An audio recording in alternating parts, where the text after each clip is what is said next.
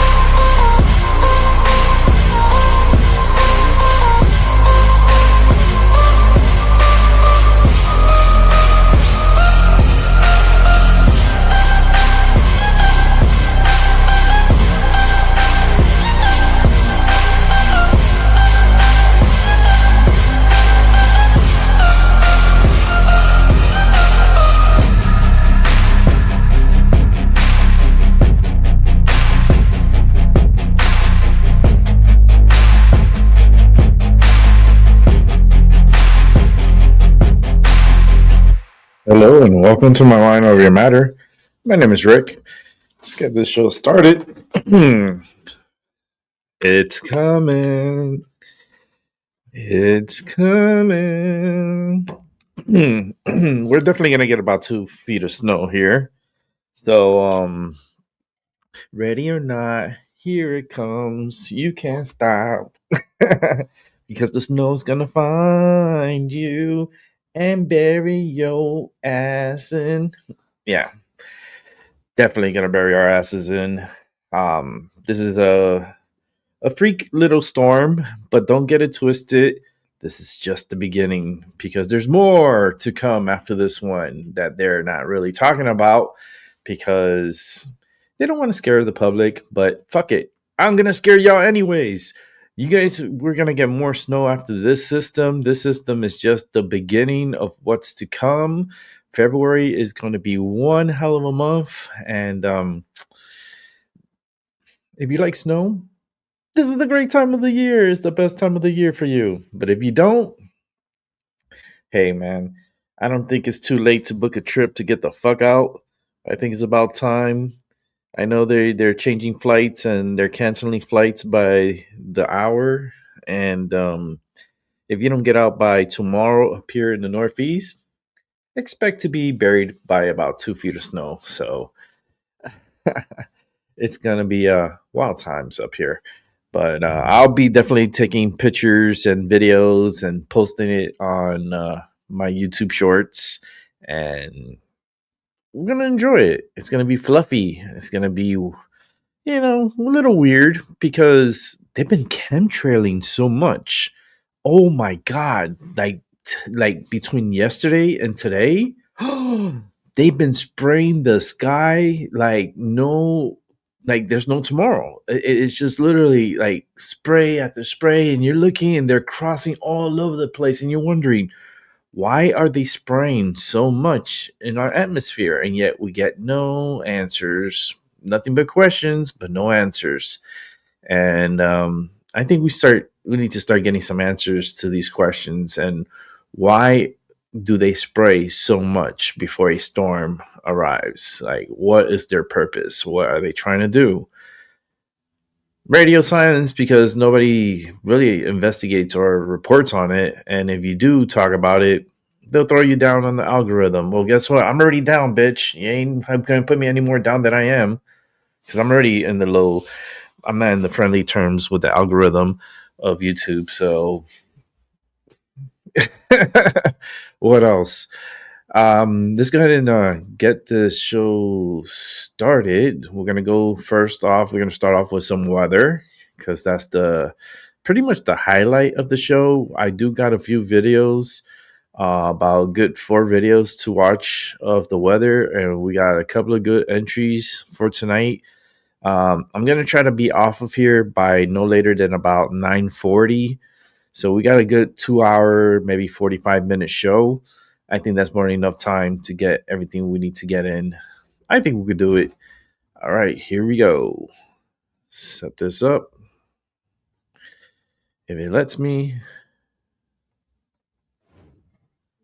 Thanks for being with us here on Live Now from Fox. I'm your host, Christina Evans.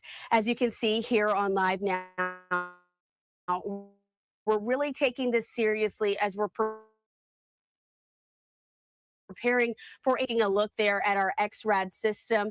This is the calm before the major storm, but we do know that more than 240 million people across more than 40 states, this is according to Fox Weather, from Arizona to Maine, are in the path of a potentially historic winter storm that's expected to extend over 2,300 miles. And so to learn a little bit more about what we're going to be anticipating, I do want to bring in with the National Weather Service meteorologist Brian Hurley. Brian, thanks so much for being with us here on Live Now from Fox.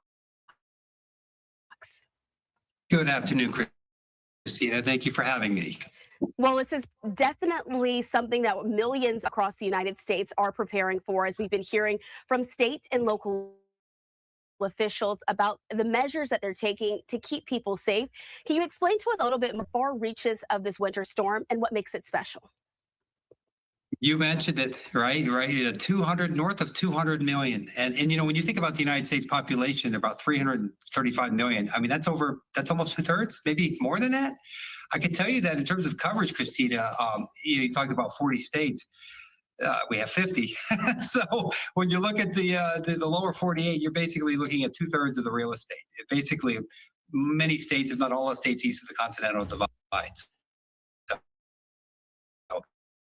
It's just a far-reaching effective storm, and I think that's going to be somewhat historical, right? Because of how widespread it is.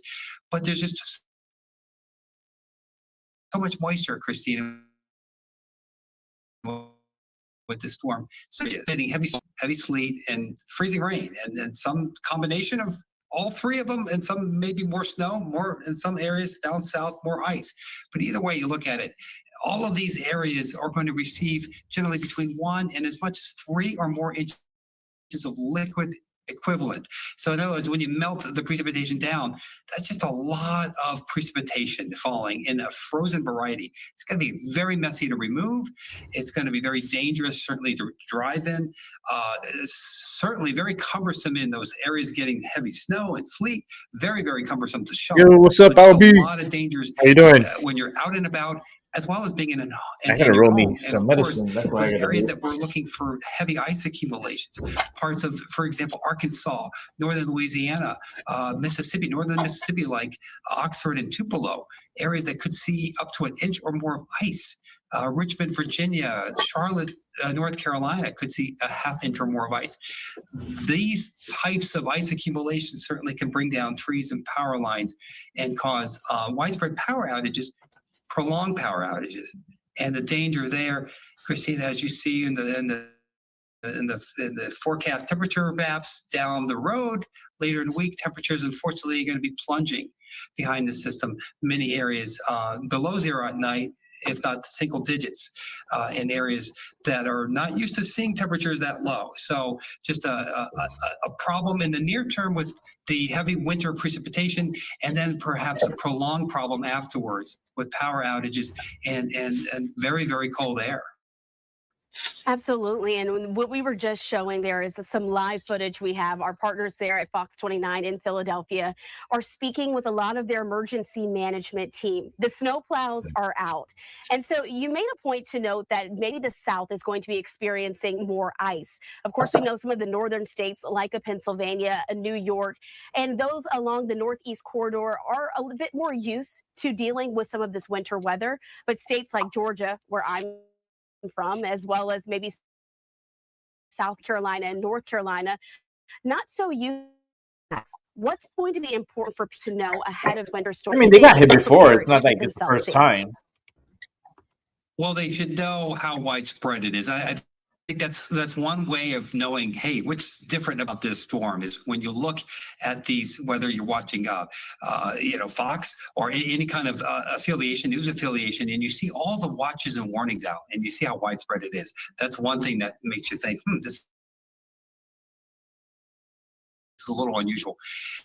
And just the fact that, again, snow accumulation. So, especially in the South, the resources are there, but they may not be as plentiful as far as removal.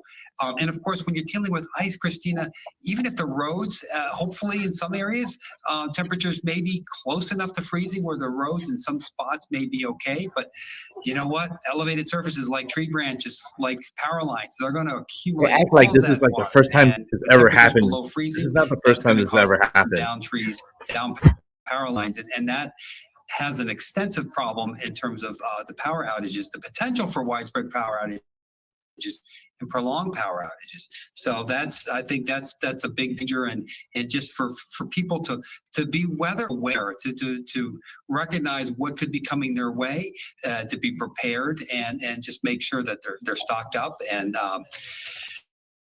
ready to wait this out, the dangerous winter storm.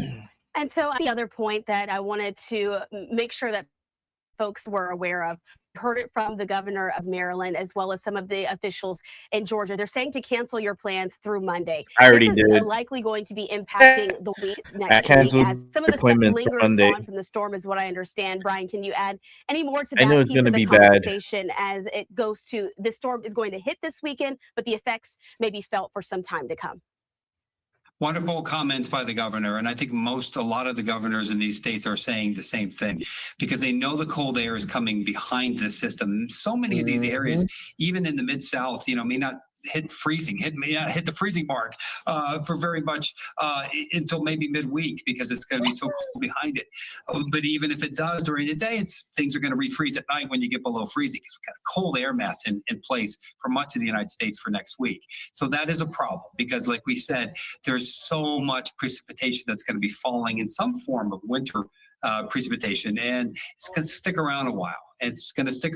So I think the officials, state officials, emergency management officials are urging people to be patient, right? Like you said, maybe cancel those plans, let the road crews do their thing without tying up the roadways. I don't think any of us really want to be on the roadways in these conditions, but because of the amount of snow and sleet in some of these areas and the amount of freezing rain, ice accumulations, it's really not going to improve right away. A lot of us we don't like to stay indoors very long. We want to get out and about, and maybe even by Tuesday doing that. And Christina, it may be very tough even by Tuesday or even by midweek. We may see slow improvements in some areas, and obviously the first order of business is going to get the power back on for those that lose power. I'm telling you, the people at Tennessee is going to be screwed. We urge people to be prepared. Tennessee, also be patient. anywhere near the Rockies, too. Or if you're Rockies, shoveling, Appalachian it's going to be pretty Mountains, heavy, because I talked, like I like said, around it's a high Dollywood density area, winter storm. Gettysburg, Take it easy. all Don't those areas are going overexert. to get hit with heavy If ice. you want to, if you lose power and you want to heat And they're gonna lose power. your home on the inside, whether it's Hope they're ready. you have a generator or you want to bring other means of heating devices in, just be very careful. Follow those instructions very carefully. We certainly want to avoid getting poisoning from something like that. So there's a lot of kind of ancillary dangers with systems like this that we don't think of, even if we don't get on the road. And Brian, we appreciate you for breaking down so much of that. Like you said, there are pieces to this storm that may not be so apparent on the front end, but really a huge part of staying safe and weather aware. Pack your patience. I like the fact that you mentioned that. So we want to make sure that folks here do know that we'll continue to keep them covered on Live Now from Fox. And once again, Brian Hurley with the National Weather Service, keeping us up to date as we're anticipating the effects of this massive winter storm. Thanks so much for joining us. It's going to be nasty. Thank you so much. I'm just letting you guys know it's going to be nasty. Let's not go here. I didn't want to go there, but let me go ahead and bring it to me because I don't even know what they YouTube. I have so much YouTube is so dysfunction. It's like this what you saw with the guy there with the vest. Well, all he's doing is going to be talking. It's a news conference, and they're going to be talking about the storm, the Benjamin storm, and how they got their crews prepared for the storm, and blah blah blah blah blah. They got over 650 trucks with 900 employees ready for the storm, and they're gonna do an okay job. They do a good job here in Connecticut, so not really a problem. They can handle this. They've done it before, and they can do it again. The only problem will probably be like the side streets, and probably some of the neighborhood streets will be a little bit longer to take care of. But like as far as like the main roads and highways, oh man, they're really good up here, and I appreciate them. Just a quick update, off topic. We're gonna get back to the weather in a moment because that's like the dominating news for tonight. Like I said, I went this morning. I had physical therapy. I talked to my therapist. My therapist is like, no, you need to be seen by an ortho, which is an orthopedic surgeon for my left knee, because she has confirmed I do have an injury to my meniscus in my knee. There's a problem in there, and she's referring me to a surgeon. I went and went to my primary secretary, spoke to her, gave her the paperwork and stuff from my physical therapist, and long story short, I got a phone call today saying that my MRI has been approved for my left knee. They don't know when they'll schedule me, but it'll probably be for like next week after the snowstorm. And we'll see what happens and if I'm gonna have surgery soon. I don't know. I think the sooner the better, because if I do it now, maybe I'll be ready by May to go down to Florida and have a good time with my niece and spend time with her for her birthday. I think that'll be like the greatest gift for her. And plus, of course, I'm going to treat her like a princess, and she's going to get everything. Not everything, but majority of everything that she likes. All right, guys. That was just a little quick me update. Now, back to the weather here. Let's set this up. And here we go. Preparations are well underway from New York to Ohio to Texas and South Carolina. Local departments of transportation are salting and brightening roads and readying their emergency response teams. Temperatures in some areas are expected to cause dangerously icy conditions. Officials are also warning residents to stay home if they can. At least 15 states have declared a state of emergency. I ain't going nowhere. This is a very dangerous combination of heavy snow and extreme cold temperatures. And the risks are so intense that as I'm standing here right now, I'm declaring a state of emergency throughout the entire state of New York. We already have begun the preparation and begun the work. What we need now Same for Connecticut. There is is for declared everyone in the an state of emergency. Maryland to understand the seriousness of this storm and to be partners in making sure that everyone is going to be safe. I feel like we're as prepared as we can be, and I just want to caution Oklahoma, stay off the roads if you can. Oklahoma's going to be We're going to have kicking some and winter the weather, balls. but the with ice. transportation department has put this as pre-prepared Texas the roads as much is as going to possible. get ice. Airlines started announcing expected delays and cancellations yesterday in 3,000 preparation. delays just and today, 500 before much cancellations. of the storm has even Plus. started, more than 3,000 flights in, out, or within the U.S. have been delayed, and more than 500 have been canceled. That's according to the tracker FlightAware. We begin tonight with CBS News correspondent Nicole Valdez in Nashville, Tennessee, where the National Weather Service is projecting 3 to 7 inches of snow. Nicole, what are officials there doing to prepare?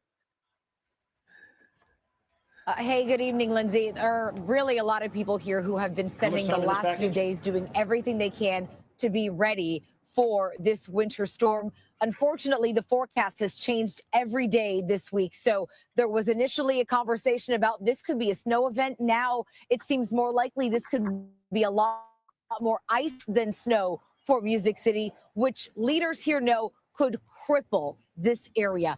If these roads start to ice over, it will be nearly impossible for anybody to get around. That includes all that's those all ice. emergency responders Look who all that need ice. to reach people if they need help during this deep freeze here. So what we watched I'm happy today, we're not getting like was that actually ice. a briefing with state 'Cause leaders the ice is at their what's the worst. emergency command center, where they gathered members of the local transportation department, even the power authorities here, to all sort of really discuss what they've got ready. That it means staffing, that means resources, that means trucks.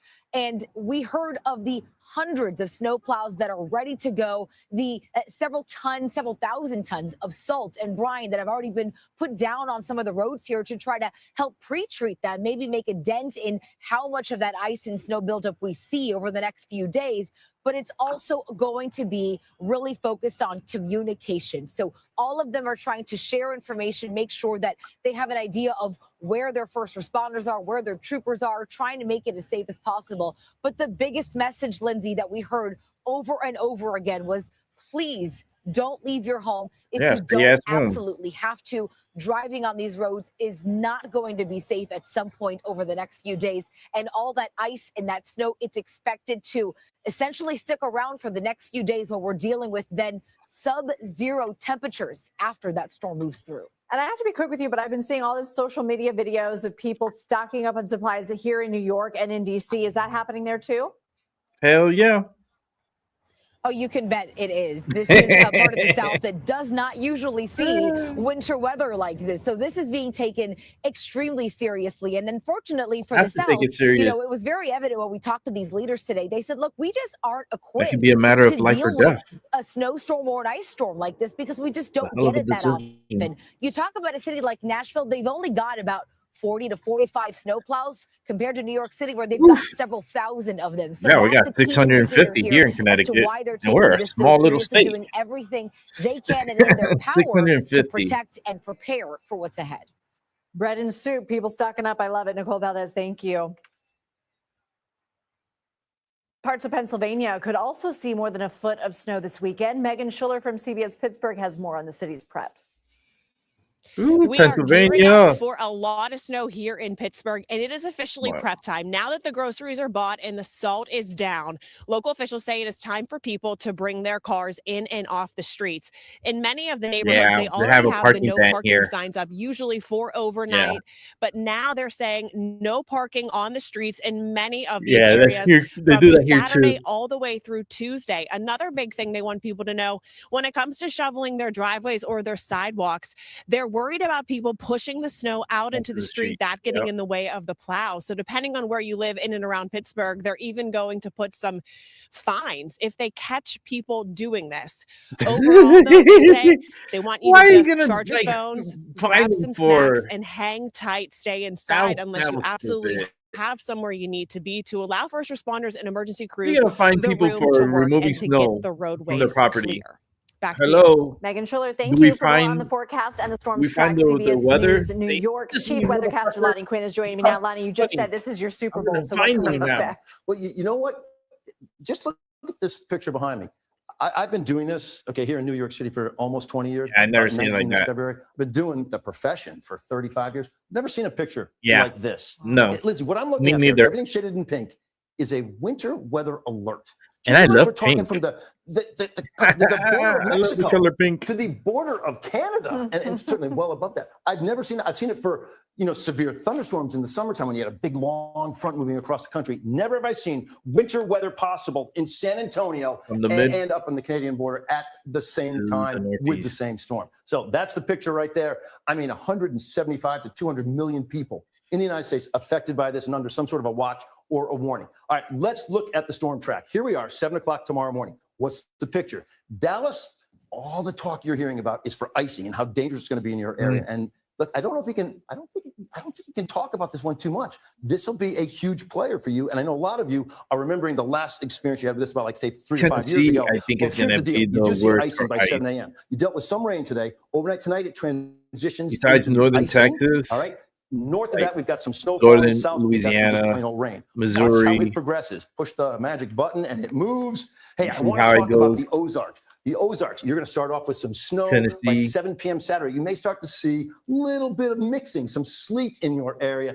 Keep in mind, the Ozarks, Arkansas. you may end up with the biggest number anywhere in the country for snowfall. You may get 2 feet of snow, possibly more. All right, here's your picture, 7 p.m. It's now nudging its way into portions of the mid-Atlantic. All right, watch that icing. It's now into the Tennessee Valley as well. Icing becomes a problem as it pushes up into Virginia.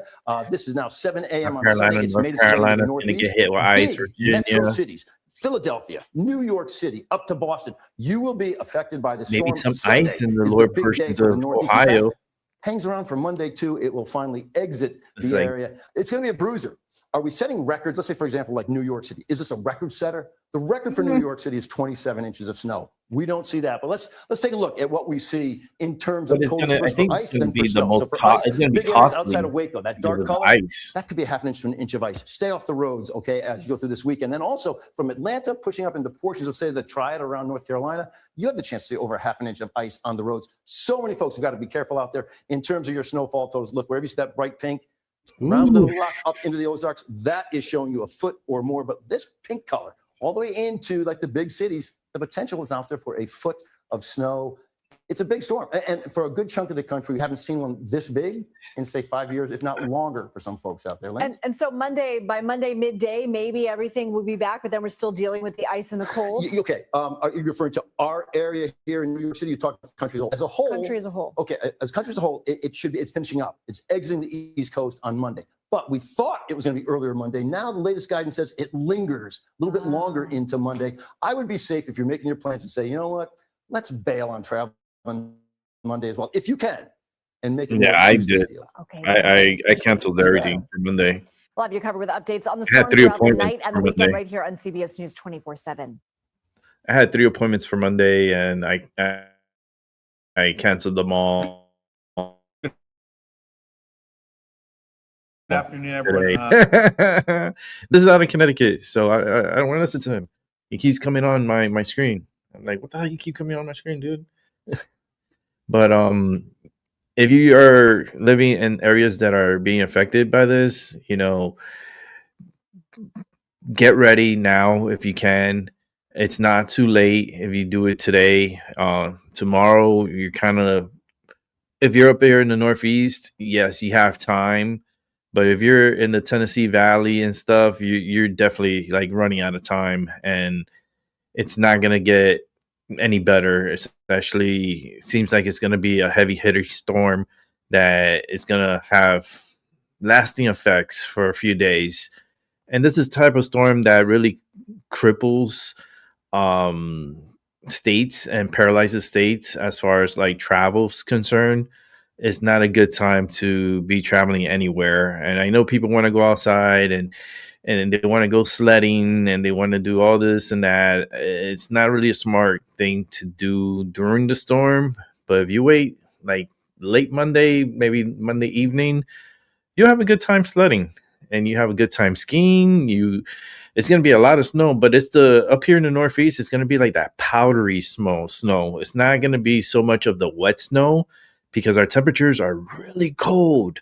We're talking about like tonight here in my area, it's going to be 0 in my area, 0. And the wind chill is going to be around -20 because it's windy outside. It's very windy, and it's only going to get windier when the storm comes through. So blizzard-like conditions in some areas is possible. So just be careful. You know, for the people who know where you live, of course, and you're going to be ready. Hope. Let me set some of these videos up because I got to resize some of them, and we're going to continue on with the show. So here we go. Little housekeeping here. All right, let's watch.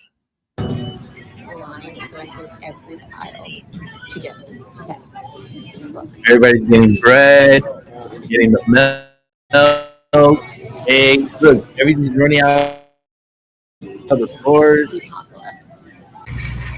I'm actually going to go to Walmart tonight just to see this video of what the hell do they have left. But the things that I'm going for in Walmart, it's just I need a box of cat litter, bag of cat food, snacks. That's about it. Look at all the water's gone. That's wild. I already got my water. I got the water yesterday. Look at all the eggs are gone. Oh my god. Listen, it's not the end of the world. It's just a fucking snowstorm. I mean, yeah, we're getting 2 feet of snow, but you can still survive. And they think it's like the end of the world. Look, they just wiped out the whole eggs. The world is coming to an end with 2 feet of snow. Grab all the water. I mean, you got water outside. You got a lot of snow. Just up that bitch. They're out of eggs. There's no bacon. There's no butter. No unsalted butter. There's some salty butter, but you know, if you're trying to watch, you know, sodium and stuff, you're gonna have to look around for some unsalted butter. What? People are going crazy for onions. Look, going crazy for onions, butter, bacon. I don't understand. They want to have a. I know it's the weekend, and it's good to make breakfast. It's cheaper to make breakfast at home, but shit, people are going crazy. This could last a week before you can get out of your house. You know, it could. You better stock up a little bit if you have any money. I'm meant to be tucked under the covers and watching movies. I'm off. So Girl, you got your water. That's all you need.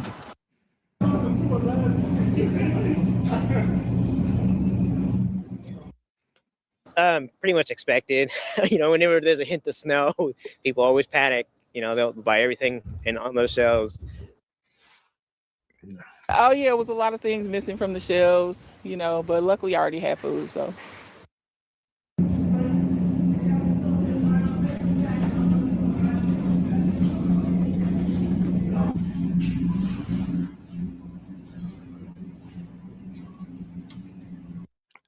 Not too worried. Tulsa kind of shuts down if it gets over 6 inches, so. Girl, I don't even think you need food. Maybe during the storm, you can go fasting.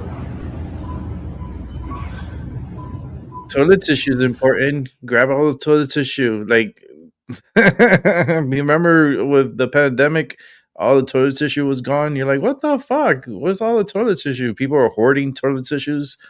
Let's keep it moving. Melody King. On the way, they're calling it the snowpocalypse or icepocalypse. It is already hitting in some areas, but I want to give you an update from AccuWeather, then I have some more things to show you.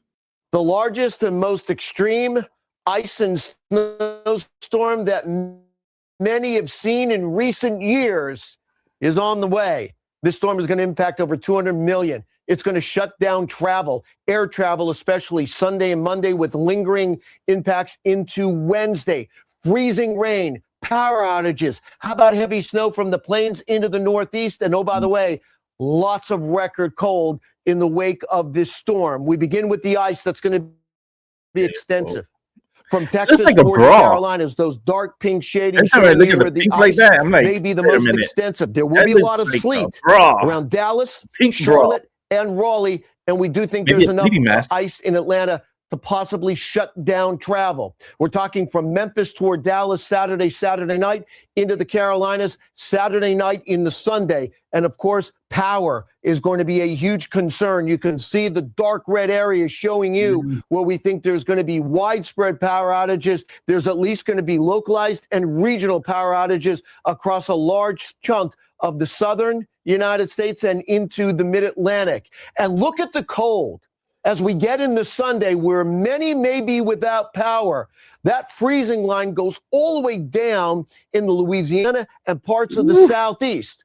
Then we have the snow, heaviest snow Yeah, from it's lots coming of up here. locations that I'm in we've seen in quite Connecticut, some by the time. way. Look for at those the who are large watching. area of 6 So to 12 I'm inches like with that middle way blue. up here. Then we have the dark blue. You can Right see here. that across south central Pennsylvania into We're New gonna England. get Within a that dark good blue area, amount over a foot of snow. heavy snow. AccuWeather local storm max of 30 inches of snow within that area.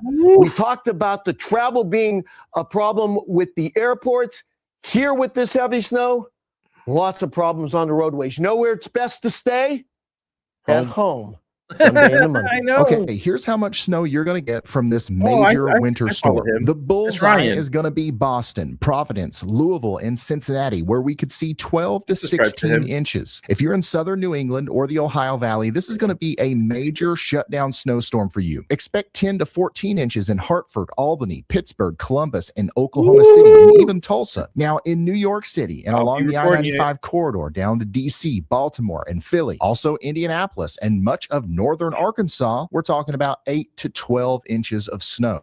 6 to 10 inches in Cleveland, Buffalo, and the West Virginia mountains, and also St. Louis. 4 to 6 inches for my friends in Clarksville, Tennessee. But up here in Chicago and down in Nashville, Memphis, and the Texas Panhandle, we're talking about a measly 1 to 4 inches. And Dallas is barely going to get an inch, same as Iowa and most of the Carolinas. But remember, south of the snow line is where the ice is, and ice is much worse than snow. If you're anywhere on this map, you now know what's coming. Get ready today and like and follow me for more updates. Now, I want to show you a little Yeah, bit of that's what right. is already taking place throughout the country. So for demonstration, I Ice. close these doors so that I automatically open. But I live in Michigan.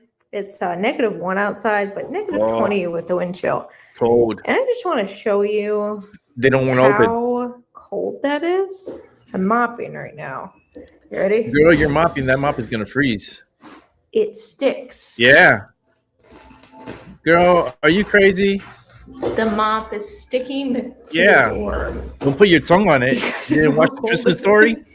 You don't know what happened? Oh my goodness, give me my mop back. Give it back. Give it back. Girl, you have too But I much have to time go in out your and hands. shovel. They're looking forward to it. And the storm is here. It's a complete whiteout up here in Beechwood. It looks so pretty Look at though. this. I don't know. Snow always This looks is so pretty. crazy. Is it because of the color of white? It makes everything clean You and can't even covers see all the the roads. flaws. Train From of Truth is Pennsylvania here. to Lake Michigan, where massive waves filled with ice chunks crashed over a frozen lighthouse. Wow. Dangerously cold temperatures could be in store for more than half the U.S. population through this weekend. The heavy snowfall already impacting the Midwest and Northeast.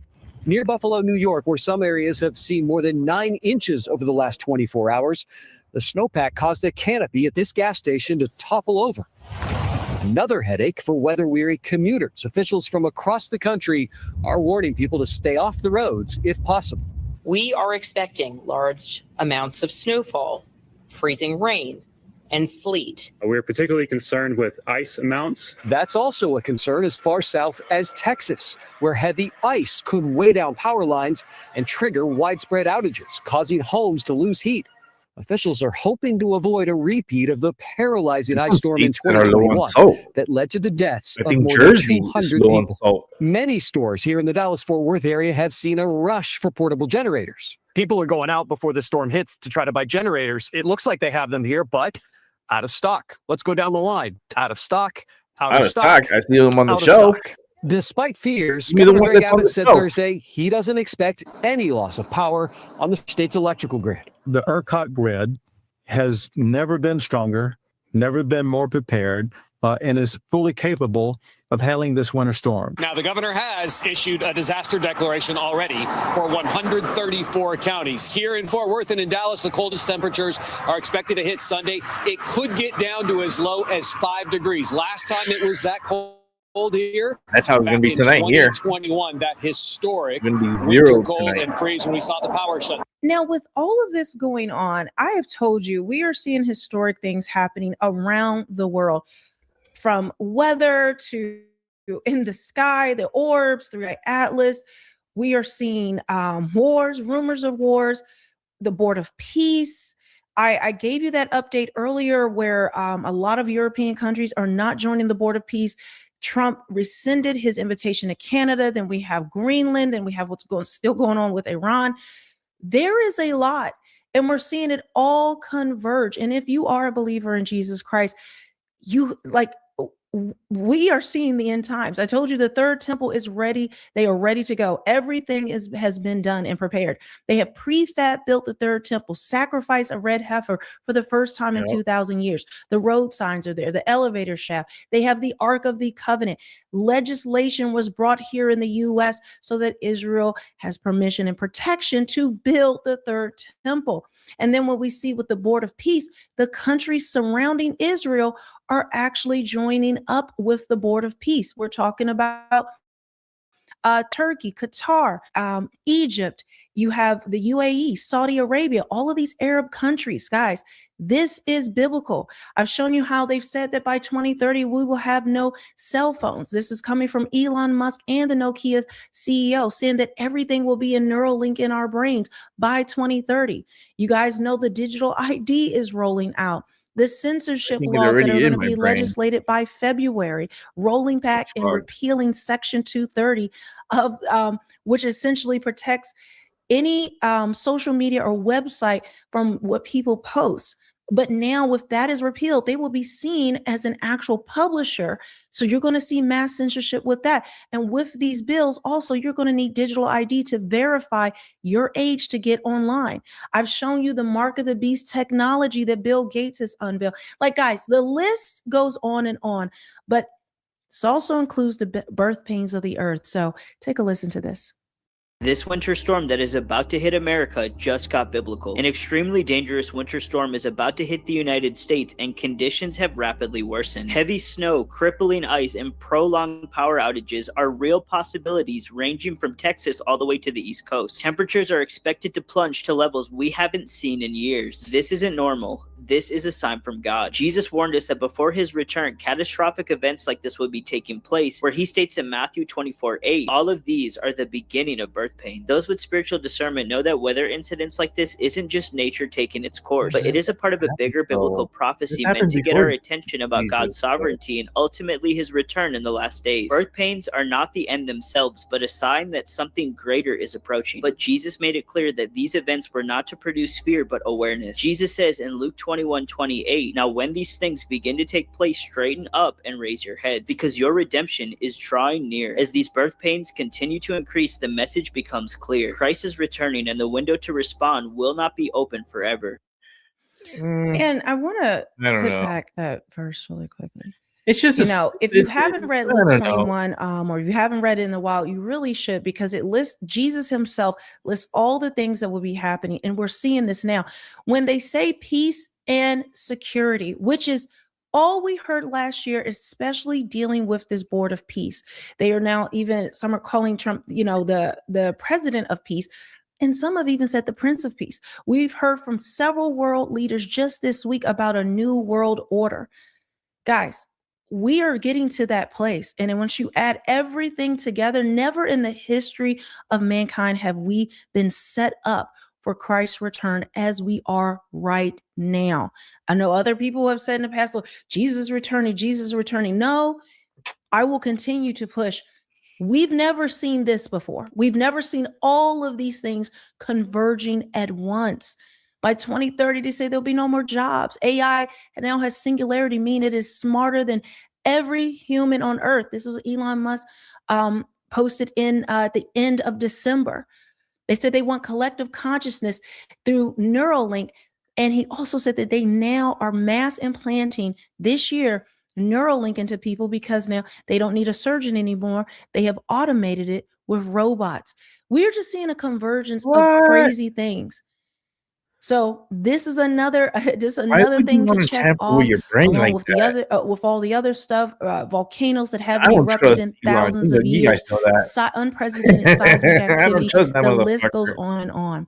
So I want to encourage you. This is not a time to be discouraged or look down, but no, these are the things that have to take place before he returns. But that, make sure you subscribe, hit the notification bell, and I will continue to give you updates. Thank you, Melody King.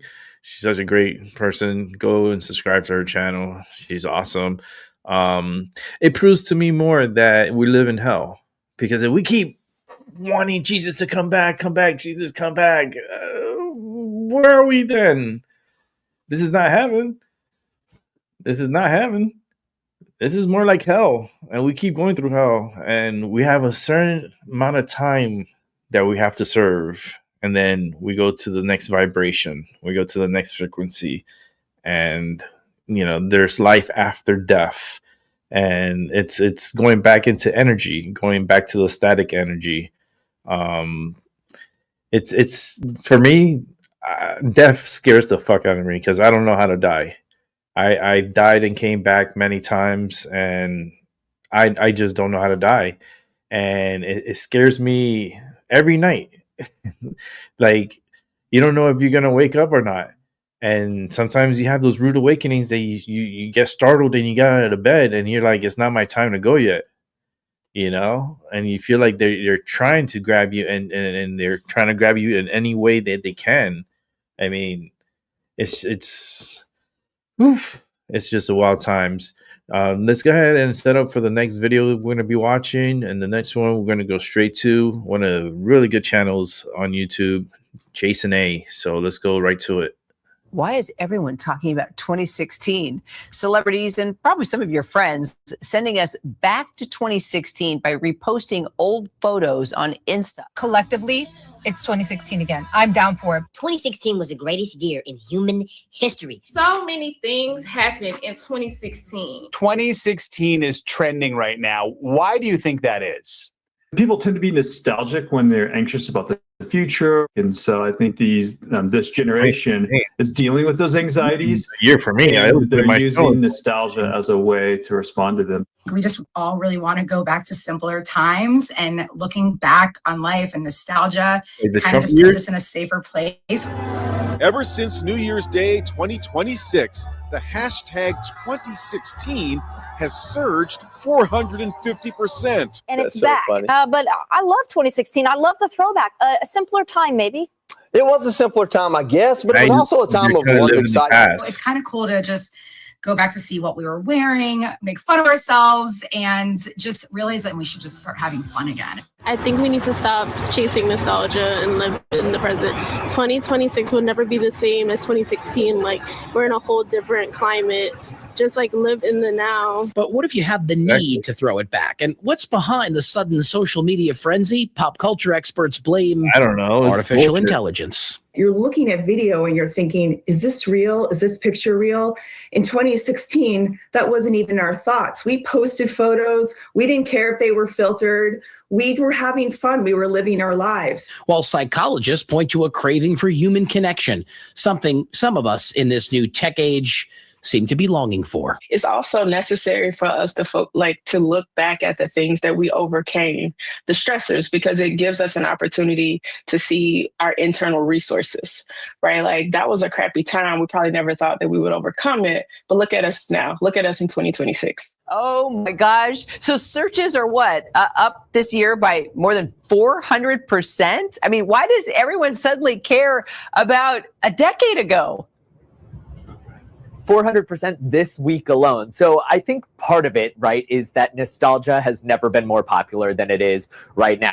We've got the Scrubs revival set to air next month. We've got the Devil Wears Prada sequel showing up in May on the big screen. So nostalgia is so popular right now. And the other part of this is that folks really want to return to a time that was really playful. I mean, I watch a lot of going to current polls. events. What a time to be alive. We were also doing don't- things like the I mannequin don't watch challenge the back Kardashians. in 2016. So Who gives a social fuck media about was Kardashians? certainly a felt presence, but it wasn't Why so are they pushing curated the way it is now, right? People were using the Rio de I'm not Janeiro living in the filter, past. which they're I'm not doing living in again now as 2016. I part of already this fucking lived 2016 this. trend. So 1.7 million You don't believe me? posts Go back on and watch my TikTok show. alone with this 2016 challenge. I'm almost reaching 1,000 With more videos. than 20 million followers on social media, Rosanna Pansino has been making waves baking online for 15 years.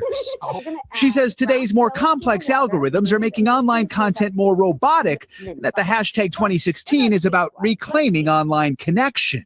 It was definitely more genuine. It was more real. And I think people connected to it more.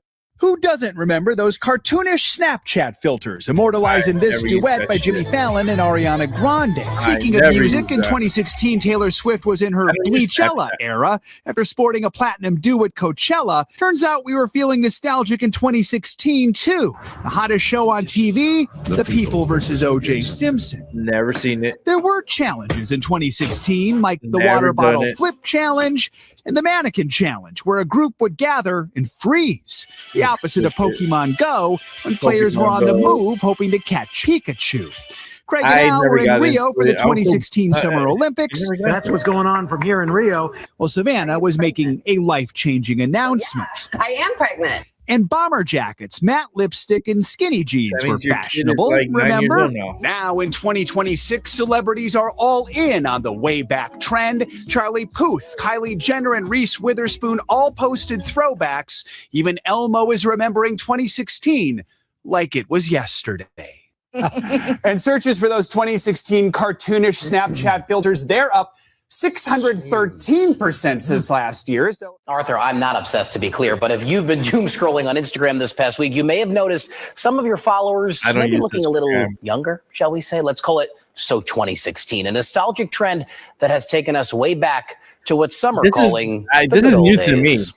2026 is the new 2016. Oh, You it heard is? it here Yes. first. Okay. Yeah, those photos on Insta may look a little grainy, hairstyles dated, no filters on your face unless it was Snapchat. Popular clothing, athleisure, and retro. The top song? You look that much, oh baby, you should go and love yourself. Justin Bieber's Oh, Love Bieber, Yourself. Oh, Bieber. and Beyonce's Lemonade. Let's not forget about Kylie Jenner and her lip kits. Yeah, we're talking trends that were so 2016. I think this 2016 trend has been percolating for a while People now. sure I mean, come for hearing about a this shit. year or more, you've can't believe seen people are getting kids, suckered Gen in. Z, copying the style of their parents and even younger, bomber jackets, frayed jeans, even going back to things like Juicy Couture, which probably we'll start to see, those posts in a few weeks. But there's something about living in nostalgia on social media. The 2016 throwback trend on Instagram and TikTok has particularly millennials feeling a bit of nostalgia as we enter a new year. A decade ago, that feels oh so long ago. 2016, of course, was a big year for music. What were some of the most iconic releases and biggest hits? I'm trying to remember. Well, that's one part of this trend that's super fun too. People are soundtracking their posts now with songs that were popular back then. So we started the year with Adele at #1 singing Hello. And then Rihanna released a new album back in 2016. Remember when Rihanna released music? Me neither. Apparently it was a decade ago it was happening. So she released Anti. Her song Work, of course, charted for the entirety of March and April. So that was a lot of fun. And then you had big hits from Bruno Mars. You had big hits from Drake and the Chainsmokers also charting for 2016. So it was a great year for music. That was one of the highlights from 2016. It's hard to believe that was 10 years ago. way to keep it light, Craig. I showed you Katie Ledecky. Well, that's It's fun to look back. We don't really know why we're doing it, but it's still fun. We like to think it's a simple And the time. music guys are back then brain was dead. great. The expert said it in Joe's piece. You- It's I don't know how they deferring from can talk focusing like on this. the anxieties of the right future now. And they're like, and looking back to a past where it's Oh my God, safe. And the bad memories are distant enough we forget them so we can embrace the 2016 good a little bit. Which is great to look at those pictures and with my remember those shows. bad memories from 10 years ago. I do a lot of psychic reading. More peace in the world. And I'll take just a little. I don't care. Just to be successful in 2016. That's all I hope for. Travel and adventure. Healthy and happy family. Have a healthy, happy family in 2016. and a decent election. I want new experiences in the new That year. kid is I already really want to like get healthy 11 in years 2016. old. That's my goal. I want to take more selfies. These are all like 50-year-olds right And what I'm now. looking forward to in 2016 is learning how to drive a stick shift. I want for New Year's that I only have 2 continents to go. I have South America and Antarctica. And I'm going to finish them. You know, just overall better person, right? Aren't we all? Peace, health, and strength. Happiness. Get accepted to the university I want to go to. Just People be grateful. You're looking. Be grateful the whole year. Not forget that. Probably get along better with my ex-wife. Just for the kids. Everybody get along. Everybody be kind. I love him. Always have. Always will. And so Yeah. hopefully, He doesn't. you know, Get married. Your wish for 2016. He's like, get married. world peace, of course. He's like, I don't Do even you want to be that far. crowned Miss Universe by Steve Harvey? Yes, I do. I hope that God would take this craving for these cigarettes away from me for 2016. I've been smoking over 45 years. And I'm tired. My chest hurt. And I know it's time to stop. My goal for 2016 is to make the world a better place. That's a choice. Try my best. I'm looking for a good adventure in 2016. It's probably just to be happy and appreciate what we have because we're very, very lucky. Be nice to my sister. I wish better jobs. These people are all older now. Economy get better, 10 years older. you know, less crime and rich. Do we get like an all that update which- on Happy all New these Year people? for everybody. Happy New Year. She's already like 12 years old. All great things to look forward to. Amazing how the perspective changes over the years, though. A lot Like of 12, great 13 years ideas. old already. Like, thank you, Jason A. Great upload. What's the deal with that now? The 2016. Why 2016? Shit, if I want to redo a year, I would like to go back into the fucking 80s. Fuck y'all. Y'all can go back 10 years. That's on y'all. I'll go back to what year would I go back to? 1984.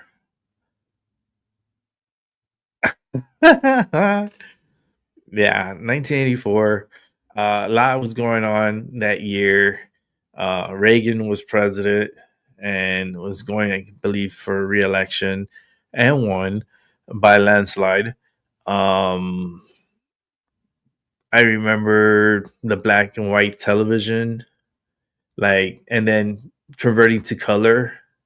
I remember where we converted the television from black and white to color. I remember when we first got cable television for the first time ever, and the way that it came on, it was just the weirdest thing because I remember the salesman coming over and my dad talking to him, and it was negotiating and telling him, look, well, it's a new thing, it's cable, the picture's gonna be beautiful, you're gonna be watching movies, you only paid this amount. It was cheap too, it wasn't even that expensive back at that time. And my dad was like, sure. And then he signed up, and sure enough, they installed the cable into the apartment. And I remember the countdown when they had the countdown and when cable came to life. And it was just weird. It was so weird times. It was so cool that I still remember. It just holds on in my memory. And I remember HBO, when HBO first, it was the shit, and the things in our package, we had all the premium channels, and it was just weird. And we had the box, and then I remember the control. It was more like a brick control. It was the weirdest thing. And then I remember when my dad discovered that those boxes could be fixed, and he went and got it fixed. And then we ended up getting all the channels for free. Yeah, we had a hot box. My dad had a hot box. It was just, hey, we find a way. Life, you always find a way. All right, let's continue. Let's see what else we got here. We got another Jason A. Back-to-back Jason A. Here we go. As far as putting words in order is concerned, AI already thinks better than many of us. Therefore, anything made of words will be taken over by AI.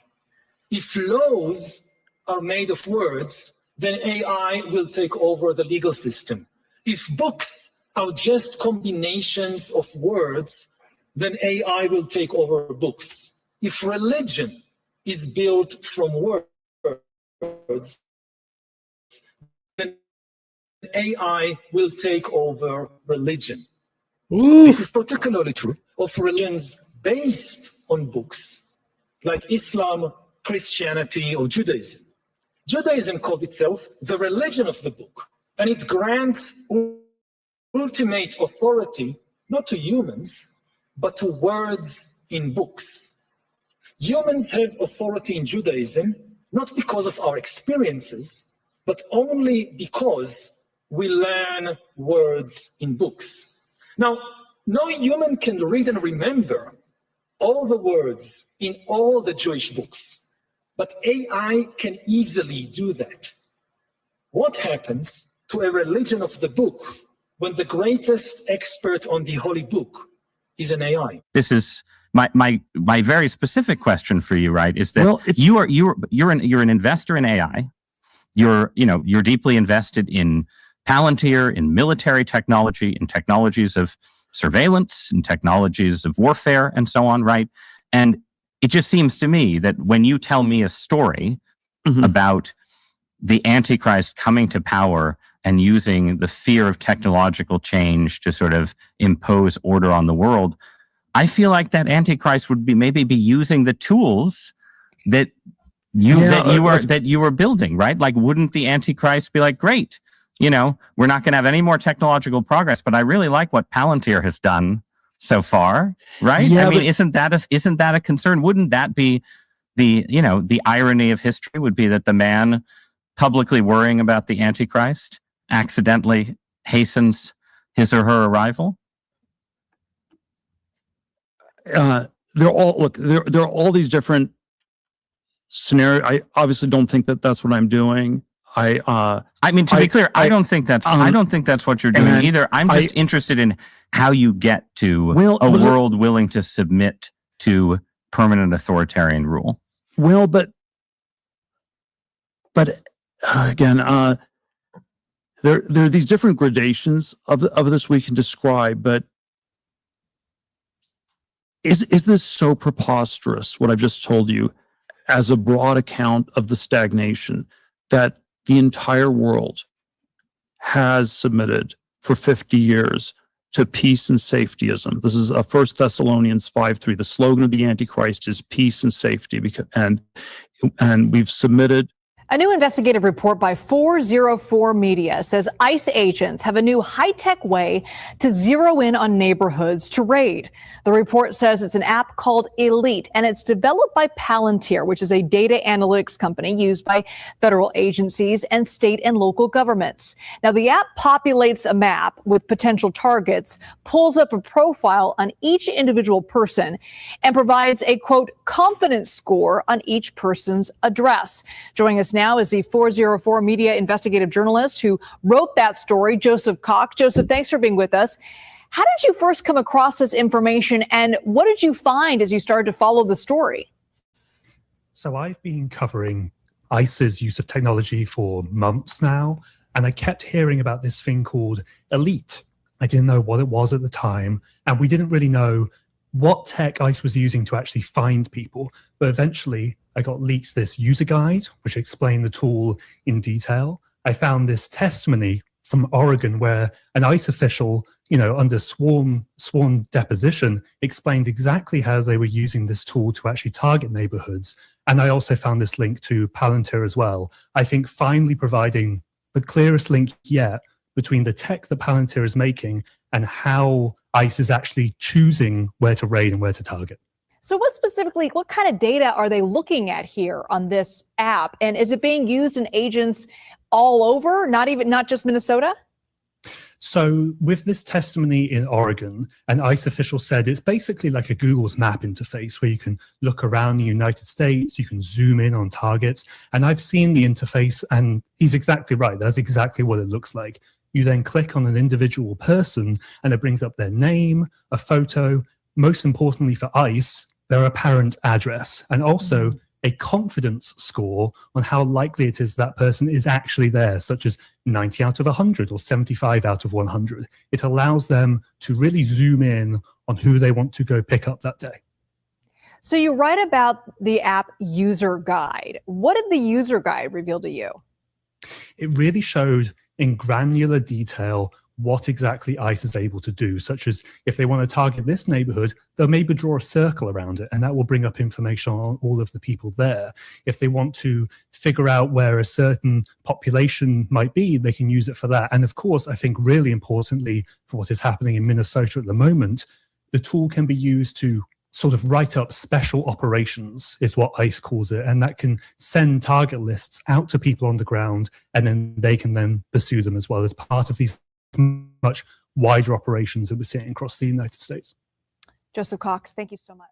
The so-called AI slop all over the internet these days, Angela Carter here live. is getting less sloppy. Disaster. Just kidding. I'm not real. With hyper-realistic AI-generated sham news clips circulating, often presented as a joke. Dana Brooks reporting live from Ocean View. But what's becoming not so funny, how easily reality can be confused with the fakes. White House unveils plan to train bald eagles as patriotic aerial surveillance units. Can you tell the difference? Well, President Trump meets today with another global leader as his administration promises more trade deals. The one on the left is AI generated, while the right is real. The launch of Google's VO3 earlier this year, shocking users and the industry with how realistic the model is, plus how it can be paired with audio generation. Reporting live from Clearwater Beach, where an unidentified... And as the lines blur, the AI clips of fake reports or newsworthy events that never happened, even reaching the Oval Office. Oh, no, With President Trump posting this provocative AI-generated video of former President Obama being arrested at the White House. In many ways, it's an obvious example of disinformation or parody, easily debunked.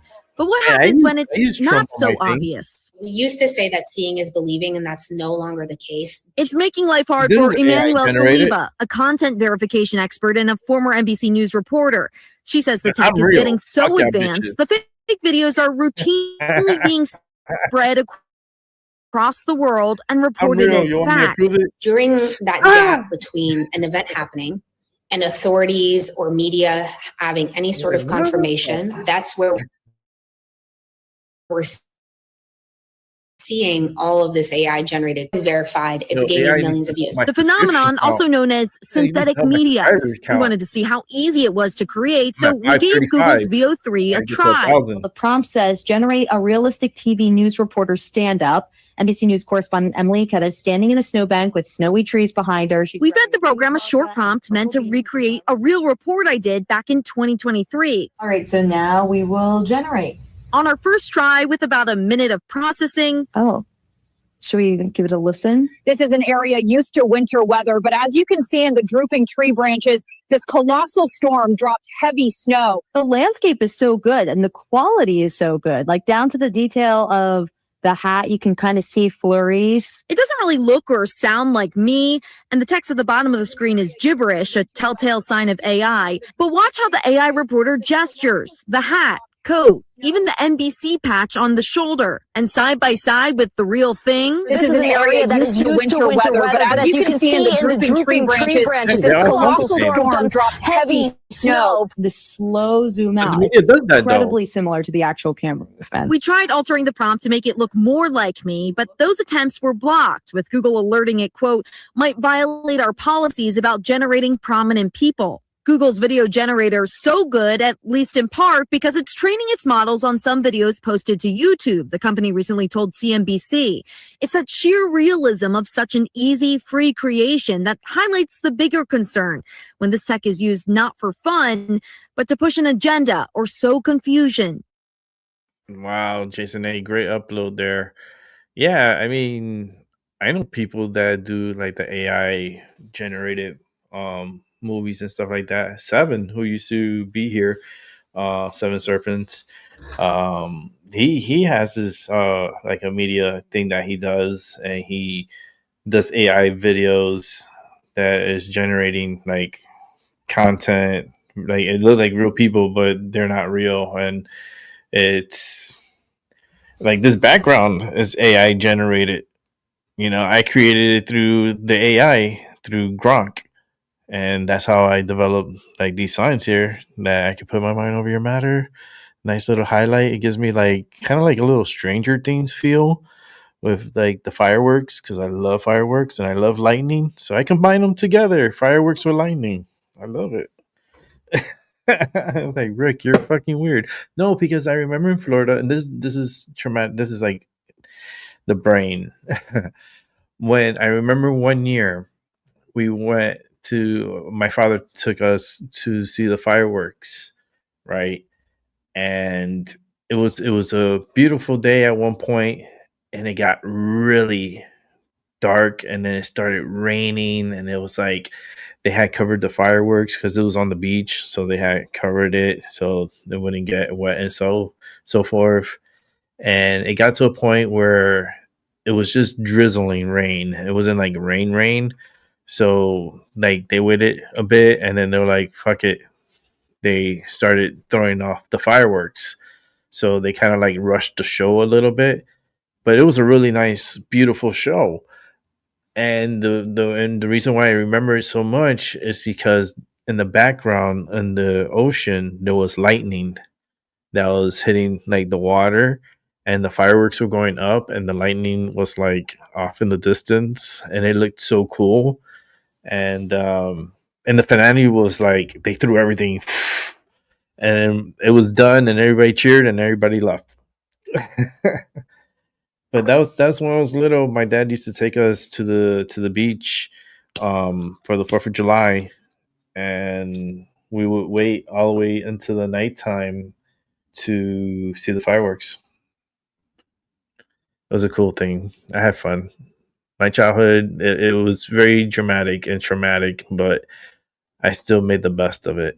Okay, I know the next video we're gonna see. I know this kid is gonna be traumatic, and we're gonna watch this because it's like the other half of the story from yesterday. Because people were reacting, they're like, "Oh my god, they stole a little child from school. He was a little kid, and they took it. The father, the ICE took the father and left the child, and then they took the child." It was such a stupid show that the school board did in Minnesota. Man, the system is so fucking corrupt, man. Like Minnesota, everything, like the whole government, all of it is all corrupt. And that's not the only like city and state that's corrupt. We have a lot of those going on. It's like cancer in our country, and they're bleeding out taxpayer money on like millions upon millions every single day.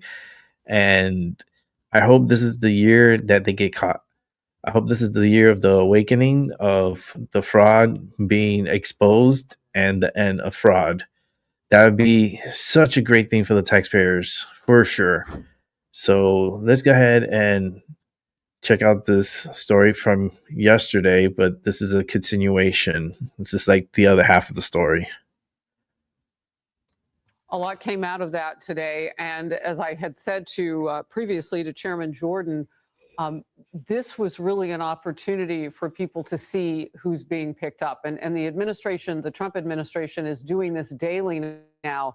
And I made note, a lot of sex crime, a lot of pedophilia that they're finding. And, we've been reporting for years now, all through the ex-President Biden's presidency, not just about the children who were lost, which is horrific, 300,000 of them. And even former DHS Secretary Mayorkas admitted they couldn't find all those kids. I don't know how hard they were looking. But the bigger problem overall was the sex trafficking of children and young women across the border. And you can see a lot of what was going on in terms of sex crimes now as they hold up these pictures. Now, some may argue, well, they're handpicking those. Then I would ask, why are there so many? Because there are a lot. And what are we really dealing with in this country if we don't go after those people? The left says they are concerned about children. We all, as a nation, should have been more concerned when 300,000 were missing in this country. If there's a chance to find those kids, if there's a chance to reunite them with freedom and with care.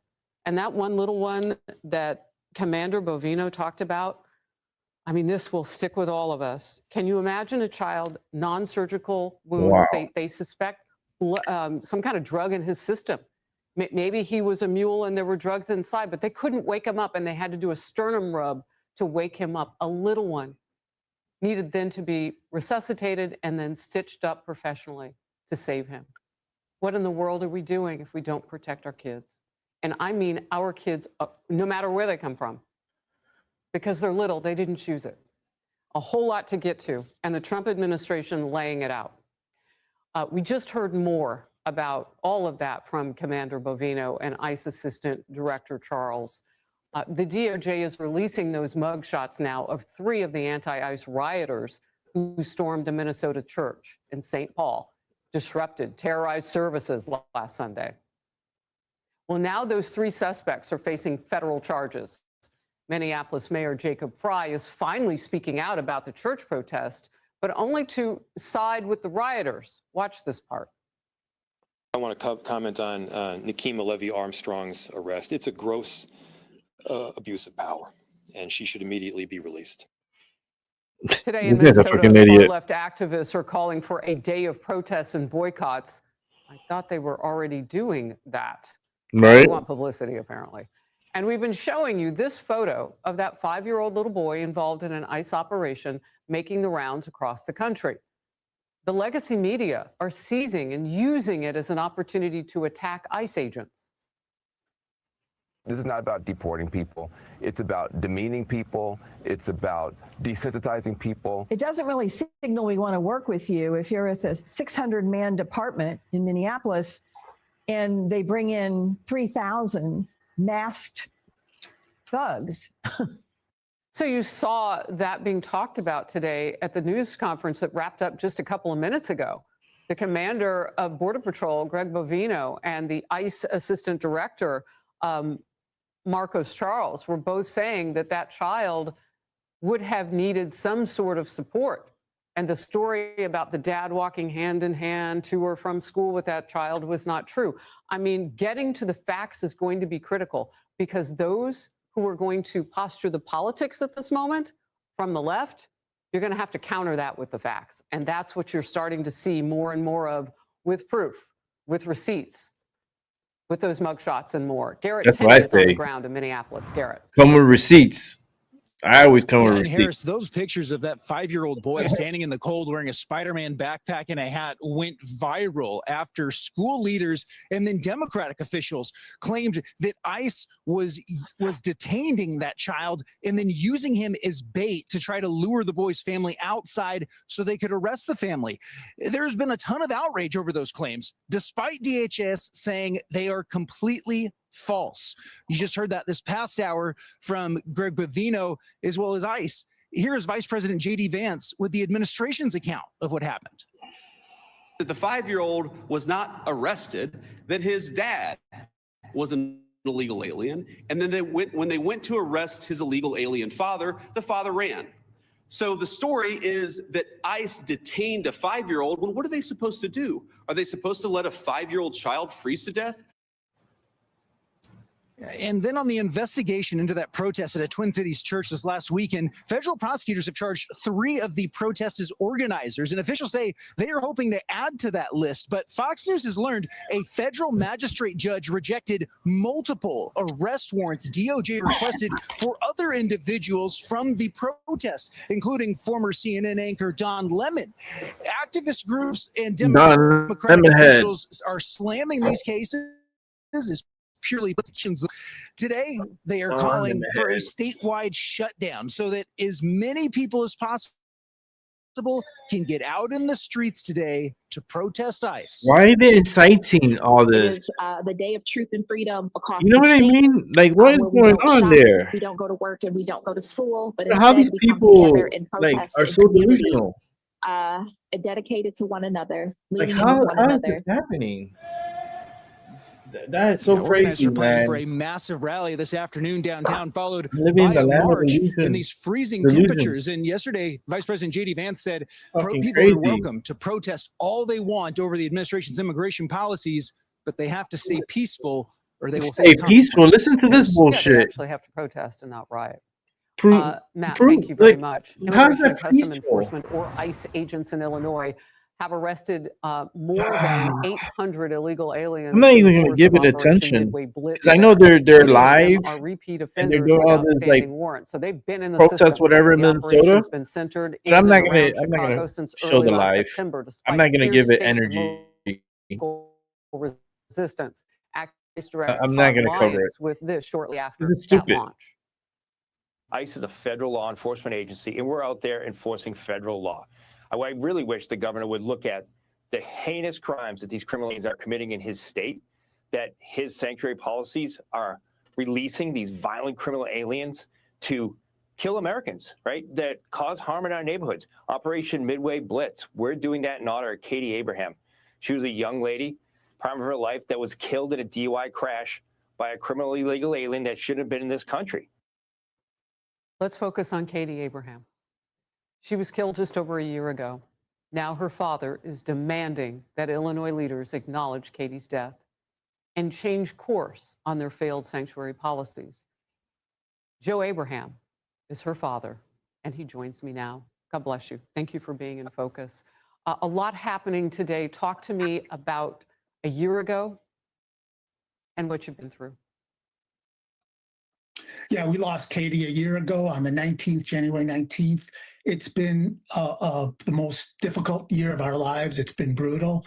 You know, the person that killed Katie, Julio Cucabol, who was using an alias, who couldn't read or write English or Spanish. He was using a Kaichi language, barreled into them at 80 miles an hour. Katie died on the scene. You know, he fled the scene. That's crazy. So you hear a lot of this like, oh, you know, you're separating families and you're No, I never heard of people. this case or that happening. I was. This is the first time I heard about. separated. I'm hearing about Katie. You know, he's been disappeared. Why is there no consideration? I never heard it. First time. For Katie. When am I going to get a phone call to say, let's go to Springfield and protest Governor Pritzker's radical policies? He nullifies federal law. He tells Congress that immigration's their purview. He nullifies it, basically comes up with his own immigration plan, which is nothing. Clearly, it was nothing. He allows hundreds of thousands in. Katie, and more than, you know, Katie wasn't the only victim, and he's got nothing but silence for us. Unfortunately, Renee Good in Minnesota, 2 seconds in, he's in front of the mic. I don't understand the one-sided compassion. Apparently, Katie does not qualify for any compassion from our governor, J.B. Pritzker. Joe, as you look at what's happening in the streets in different cities around the country, ICE agents being ambushed and attacked, what is your response to all of it? They do not have the moral high ground. It's very disappointing to watch so-called protesters. So if from their perspective, let's take it from their perspective, they say, oh, ICE is terrorizing our communities. So what do they do in response? Terrorize communities. I don't understand. You're going to churches, you're in the streets, you're bothering people, terrorizing people, living their lives. And you say you're the moral high ground, folks? You lost that. You're not. You are just as bad as what you're so-called fighting for. Now, I met hundreds of ICE agents and support staff, the most diverse, professional, dedicated, cooperative, competent people I've ever seen. The left always says DEI, we need diversity. I've never seen a more diverse organization than these guys. They should be championed. They should be used as an example of what a DEI operation should look like instead of being torn down like this. The federal agents trying to enforce federal law. That's all they're doing. And the states, only a few states look like this, Minnesota and Illinois, specific reasons why it looks like this. Their leaders want the chaos in the streets. They need the chaos in the streets. They have to have something to deflect on the complete and utter mismanagement of their states. The only people think that those states are running well are the actual people running the states. They're the only ones that think the states are running well. Well, Joe Abraham, if anybody thinks that you and your family are not up to speed on everything that's going on, you are good because you have given up so much. You deserve to have a big voice in all of this. God bless you. And I know you miss Katie. Every day. Pray with I would give for you. everything. First for time another I heard hour of for this. Katie. Everything I have and my life for one more hour with Katie. And they don't care. Nobody cares. No, We they do. don't. We do care. People are lost. They don't care. The people are just. God bless you, Joe, and your family. I don't know God what's bless you. going on Thank with you. society, Thank you. man. Hey everyone, I'm Emily Campagno. Emily! Me and my co-hosts Harris Faulkner and Kaylee McNay on We always get Emily every night here on My Mind Over Your Matter. Yeah, man. Like, I feel like a lot of people have been like hypnotized. A lot of people have been like drinking the Kool-Aid. A lot of people have been probably drinking water from the sink. I don't know. It's something, right? Because how come like the people in Minnesota are so, and I don't even think they're the people in Minnesota. You know that? Because like if you really think about it, like the true Minnesotans, they don't like what's going on, but they stay silent. You know, they don't they know best to stay home and just like not give that energy, right? But that negative energy is so strong and they're feeding it and they're like it's like a beast. They're trying to like make something spark, make something happen and make chaos happen. And it's all funded. Like it's all funded from these individuals that are part of the 1% that it was just the weirdest shit, right? Because I was watching a little bit of the protests this afternoon, and they all had these signs like made that says "ICE out now," and they had banners and they had all these printed signs, and it was like I don't trust anybody that's holding up a sign anymore. Like it's just like their messaging is like, and their energy is just very negative. And then all they had to say instead of something like positive or something like something to fight for, all they were saying was like "fuck ICE." That's all they said. They kept saying "fuck ICE, fuck ICE, fuck ICE, fuck ICE, fuck." Like, and it was so repetitive, and I was like, "That's your message to fuck ICE?" Like, I don't know. I don't know. This world is weird. We're living in a weird world. Let's go ahead and continue because we got more to watch, and I'm trying to finish by 9:45. So I gotta keep it moving. So let's keep it moving. What's up, Benny Johnson? What's up, guys? Benny, if you're going to claim to be the victim after defrauding our nation of billions of dollars, maybe don't wear a $3,000 pair of glasses when you're doing it. That's what happened in this Somali press conference when this scumbag daycare owner lied and said that his daycare had been attacked. The robbers came in and stole only the employment and enrollment documents. That's it. Along with, of course, their checkbook. That's the only thing that was stolen. Nothing else was touched. That's what most thieves do, actually. It's stuff like this that actually ends up hurting your case. It doesn't make you more sympathetic. It makes you less sympathetic. The Somali population is the least sympathetic group of people I think that has ever existed. Americans are extremely fed up with press conferences like this. And they're holding signs up. I'm unable to work or go to school. I Everybody's holding understand fraud signs. is bad.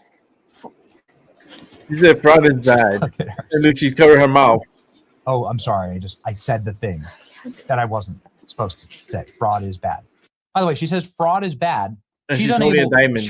She'll be, I mean, like, how old is she, by the way? She's talking about her kids and how she needs our taxpayer dollars to send her to school. Yet she's, what is that? Like a 5-carat ring on her hand?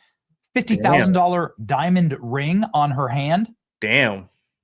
And she needs public funds to go to school. for her child care. The end of this clip is just...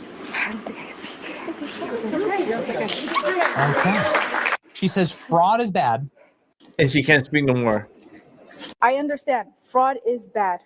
And then she said, I understand fraud is bad, and she shakes her head because and she covers her mouth. Fraud is so woven into the Somali community and culture that just her saying fraud is bad means she might get excommunicated or cut off from the benefits of the fraud, like that 5-carat diamond ring.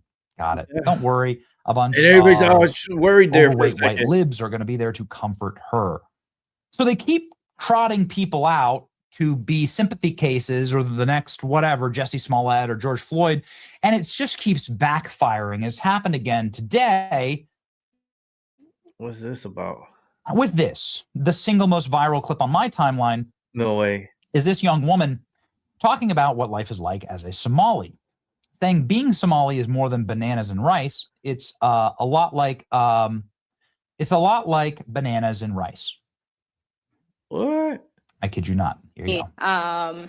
So I'm Somali. I'm proud to be Somali. To me, being Somali isn't just eating bananas with rice. It's a lot. It's like it's an interesting thing. It's very hard to describe what it means to be Somali and what it means to be American. Why do you have to overthink it? It's like a cultural fusion. It's kind of like the bananas and rice.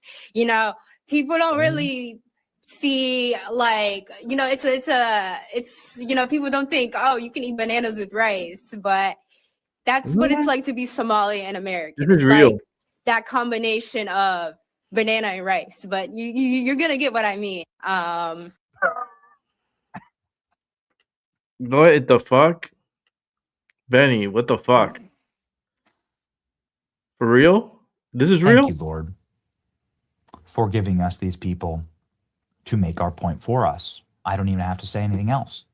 Look at the expression of her attorney in the background.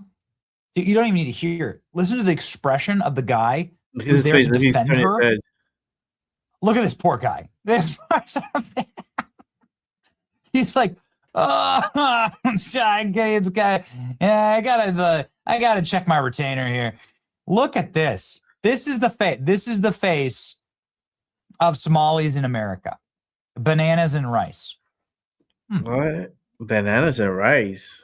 Well, we have been talking a lot. I mean, I like banana. Inbreeding leads to low IQ. I like rice. That's just a matter of genetic fact. Banana with rice. Being Somali is like bananas and rice. I like like bananas and rice. It's called What's the Mauro, internet saying about this clip? which is the why is she speaking like she's plantain. auditioning for the Broke Housewives of Mogadishu? So it's like it's Who the hell eats bananas bananas with rice? Banana. Is there anything about Somali culture It's like fried that isn't off-putting? fried and weird? maduros.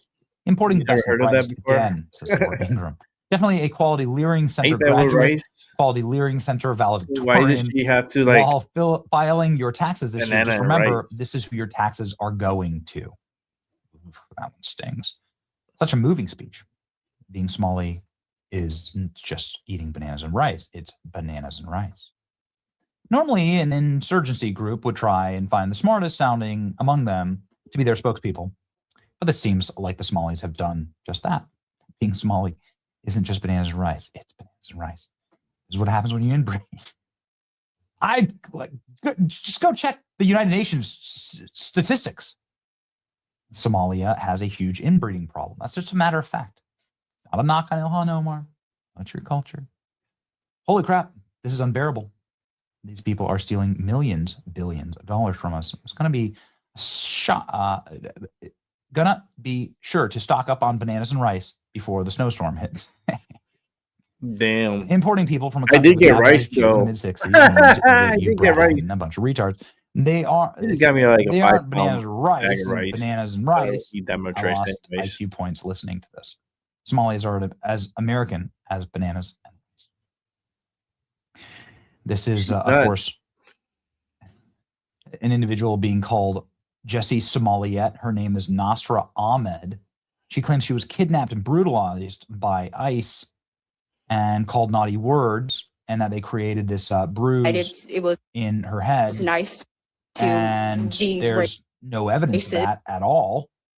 because there are body cameras and because, well, we literally have the footage on tape. So they're trying to create the Jussie Smollett, and it's going about as well as you'd assume. Nasser Ahmed is the new Jussie Smollett. Damn. And when I was in, you gotta choose your heroes very carefully here, man.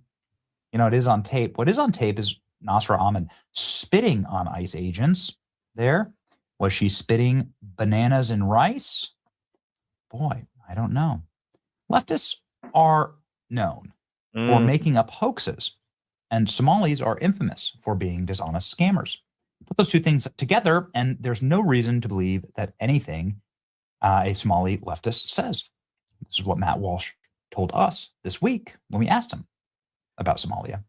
And why are there Somalis in America at all? Here you go. I did want to touch on one other element here, because all of these protests seem to be for a Somali population in Minneapolis that couldn't care less about left-wing activists. In fact, they probably hate Jennifer Welsh and her kind more than you or I do, right? They probably are so disgusted by her and so repulsed by egalitarian liberalism that more than we are even. And these people are out there literally putting their lives on the line, some of them losing their lives, ramming ICE agents in order to fight for a population of Somalis that, well, frankly, are incompatible with the West and truly hate them. Like, what is that?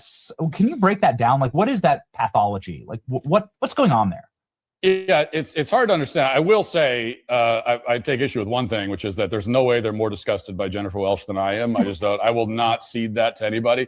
Although they probably are disgusted. If they have eyes, then they're going to be disgusted. Yeah, it is. That's the part that we can't gloss over here. We have to always keep in mind. It's like, why is all this happening? Why are these leftists out in the street going crazy? And at the broadest level, it's because they're upset that our immigration laws are being enforced legally according to the book, which is crazy enough in and of itself. But then what's the catalyst for this particular flare up, this blow up, especially in Minneapolis? Well, as you said, it's in particular because Somali scam artists who are stealing hundreds of millions of dollars from these people in Minnesota, because they are being deported, and yet they're out in the street screaming about it. It's a very, well, look, leftism is an ideology of destruction. It's an ideology of, it's not an ideology of building. That's why they want to, we say, well, they want to redefine womanhood. They don't want to redefine it. They just want to get rid of what the thing is and replace it with nothing. So, and this is all they talk about: deconstructing, destroying, dismantling is their favorite word. Why would dismantling be the favorite word, the slogan of a political movement?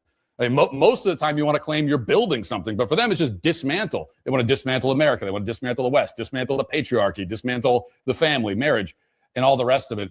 But this also applies to themselves. So it's an ideology of destruction and loathing and self-loathing.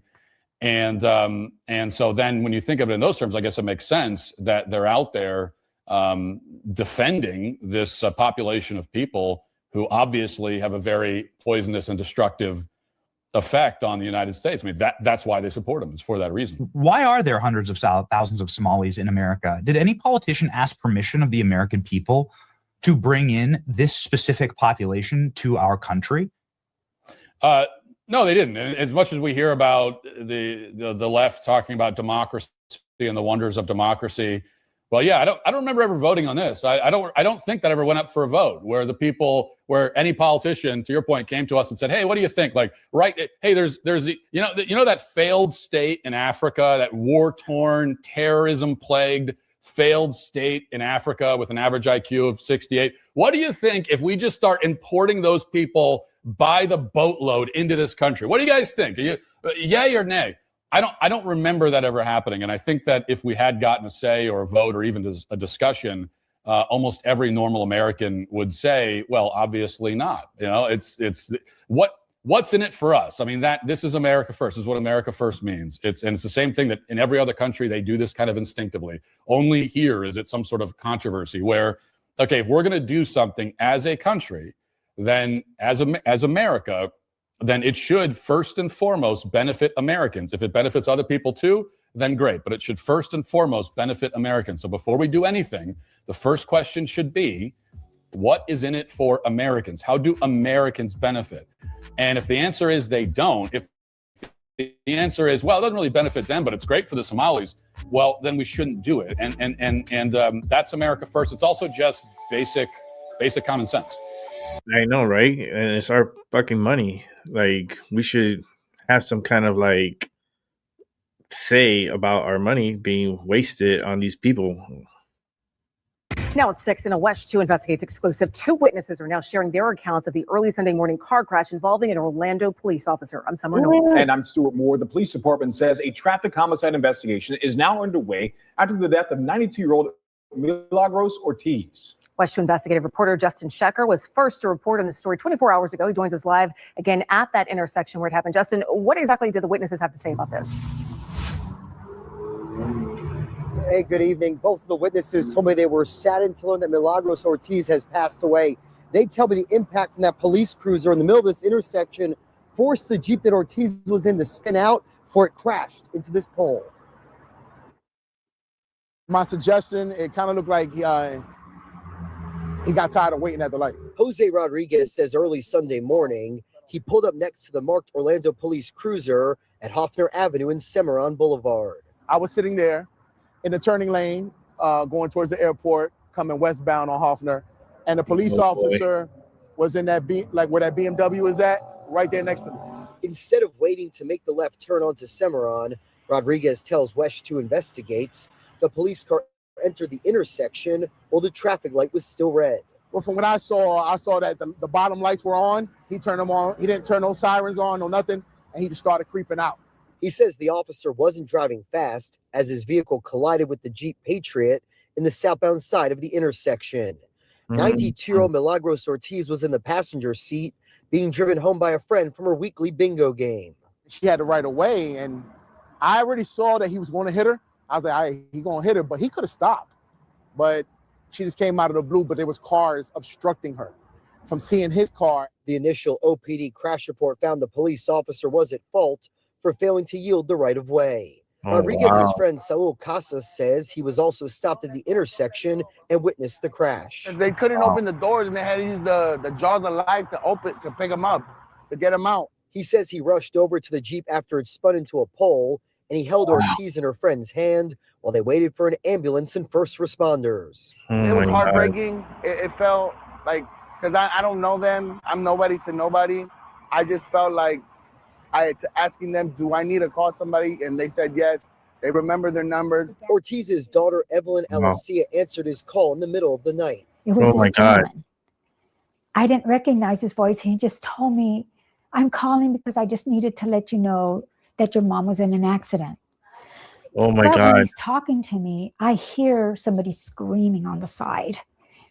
Oh my It wasn't God. my mother. The matriarch of her family, Millie Ortiz, Oh. passed away Monday evening in the hospital. My mother wasn't the average little old lady. She was so happy all the time. Ortiz is survived by 3 children, 10 grandchildren, 18 great-grandchildren, and 2 great-great-grandchildren, with a third on the way that you'll never get to meet. They're gonna miss their grandma.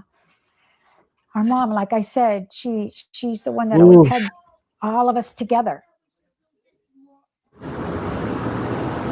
3 hours after our story aired yesterday with Millie Ortiz's family, Orlando police announced they've started an internal investigation into the officer's actions. That initial crash report identifies him as 28-year-old Andrew McEwen.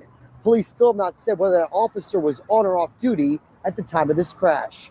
Covering Orange County Live in Orlando, I'm Justin Schecker. West 2 Investigates. Wow. That really shocked me. That got to me a little bit. Because I knew that there was an accident, but they didn't, like, now with the witnesses, that's why I hate, like, these reporters. Like, when they're initially reporting, they don't give you the full breakdown.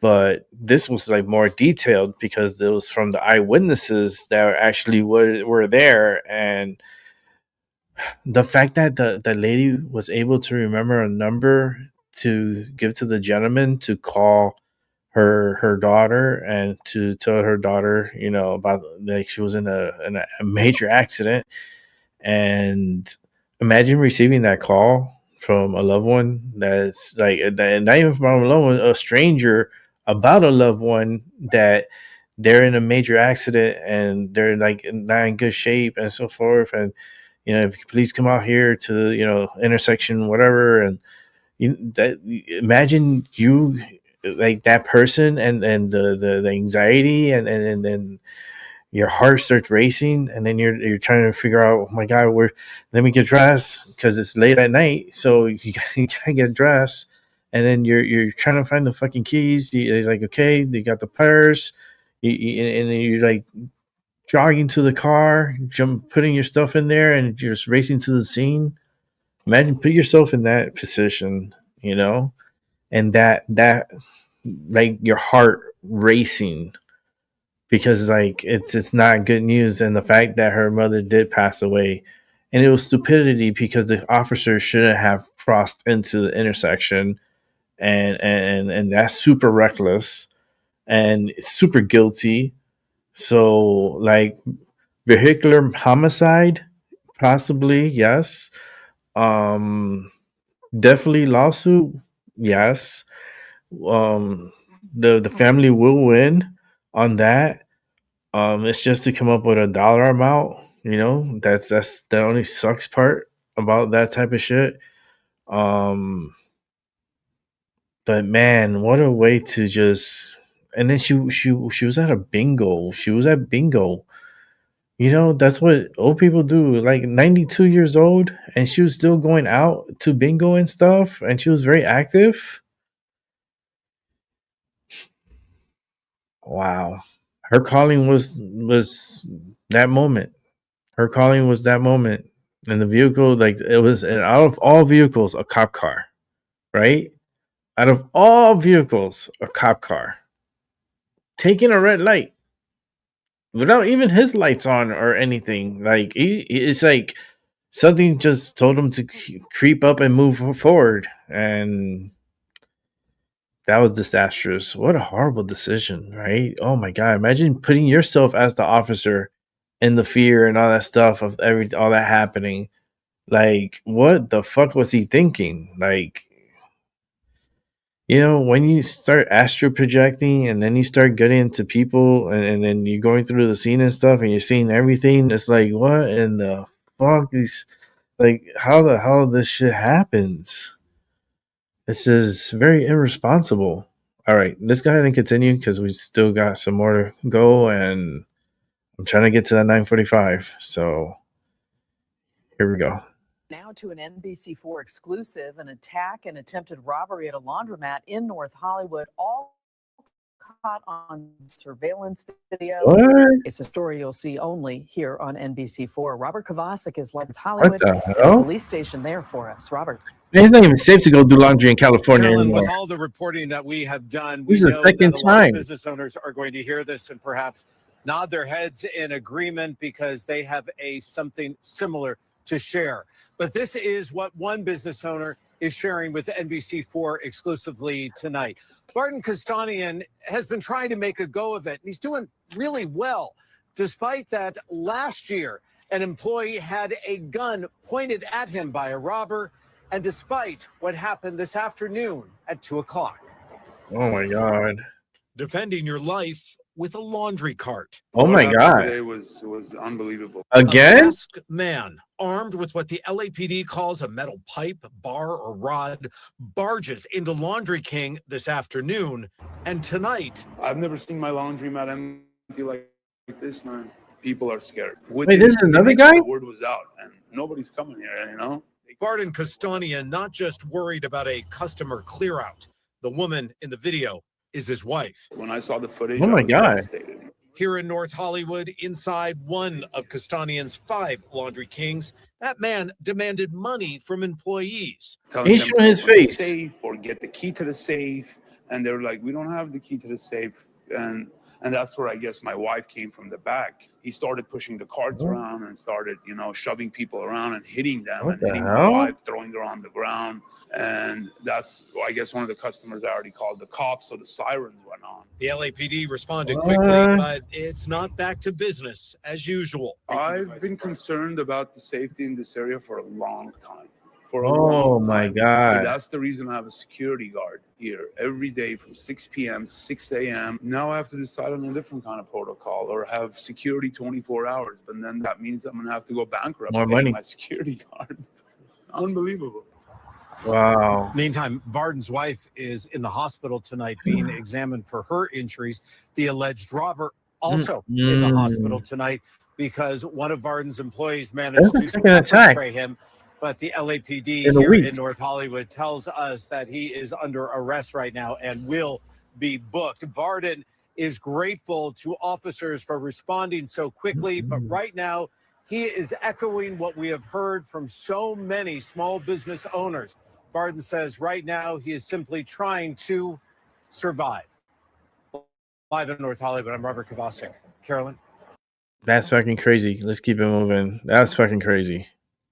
Stories that if we just told you the headline, you probably would not believe us. And the focus is Mother Nature, who we know is capable of some pretty interesting things.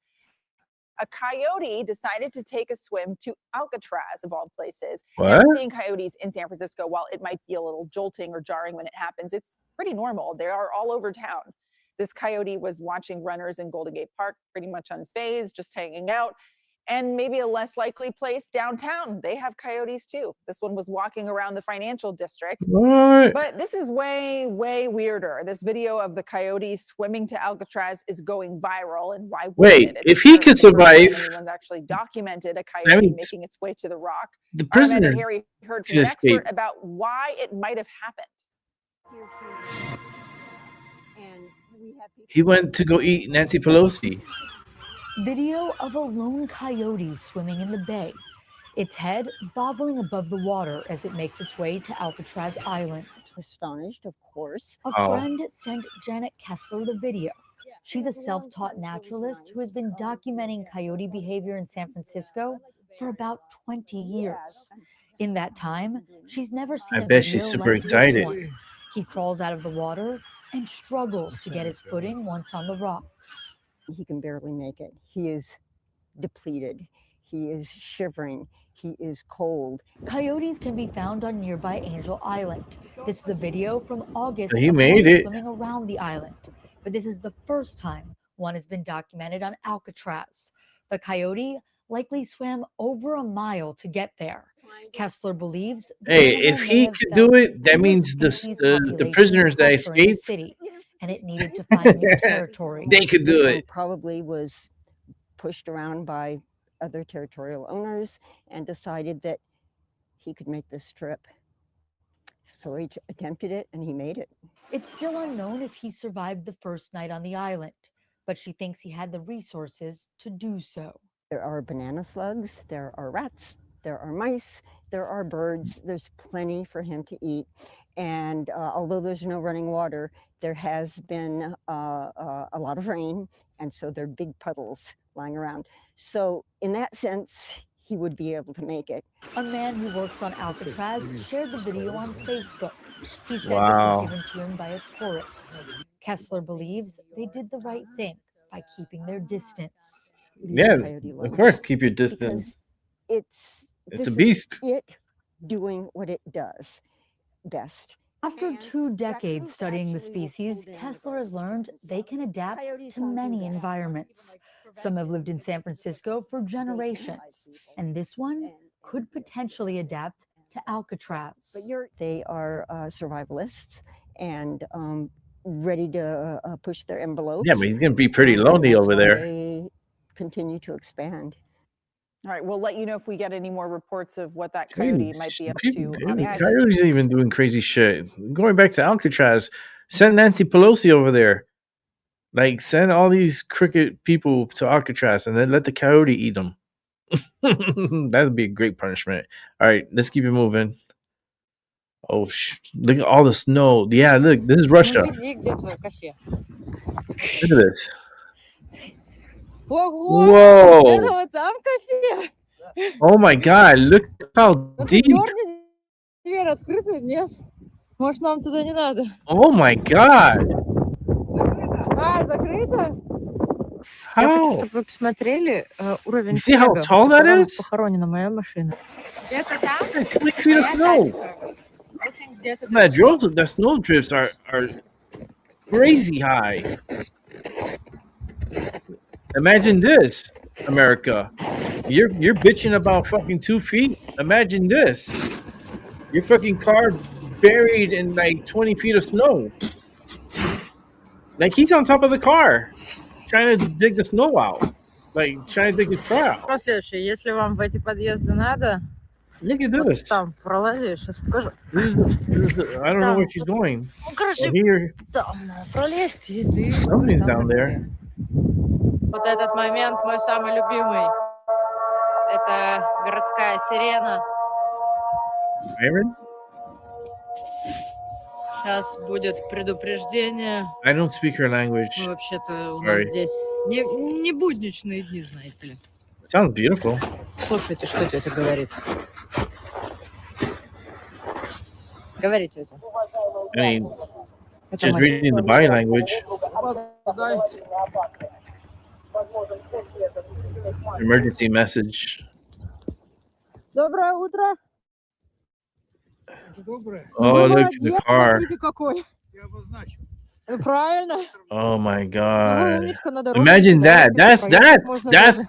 paralyzing right there. Ну, она... You ain't going nowhere for a long Ну, она while. есть.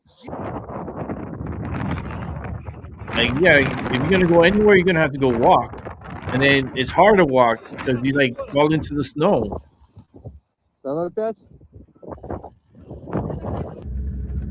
Yeah, this is the time you need like a snowmobile for that type of snow. А неразрушимость? О, как мило. I mean, Красавчики. they're trying to take these cars out and so forth. You see, there you go. That's what you need to get around and good all-terrain vehicles. Wow, it looks so cool, bro. It looks so like alien, right? It looks like another world. Wow, look at that. Wow. And we're fucking bitching about fucking 2 feet of snow?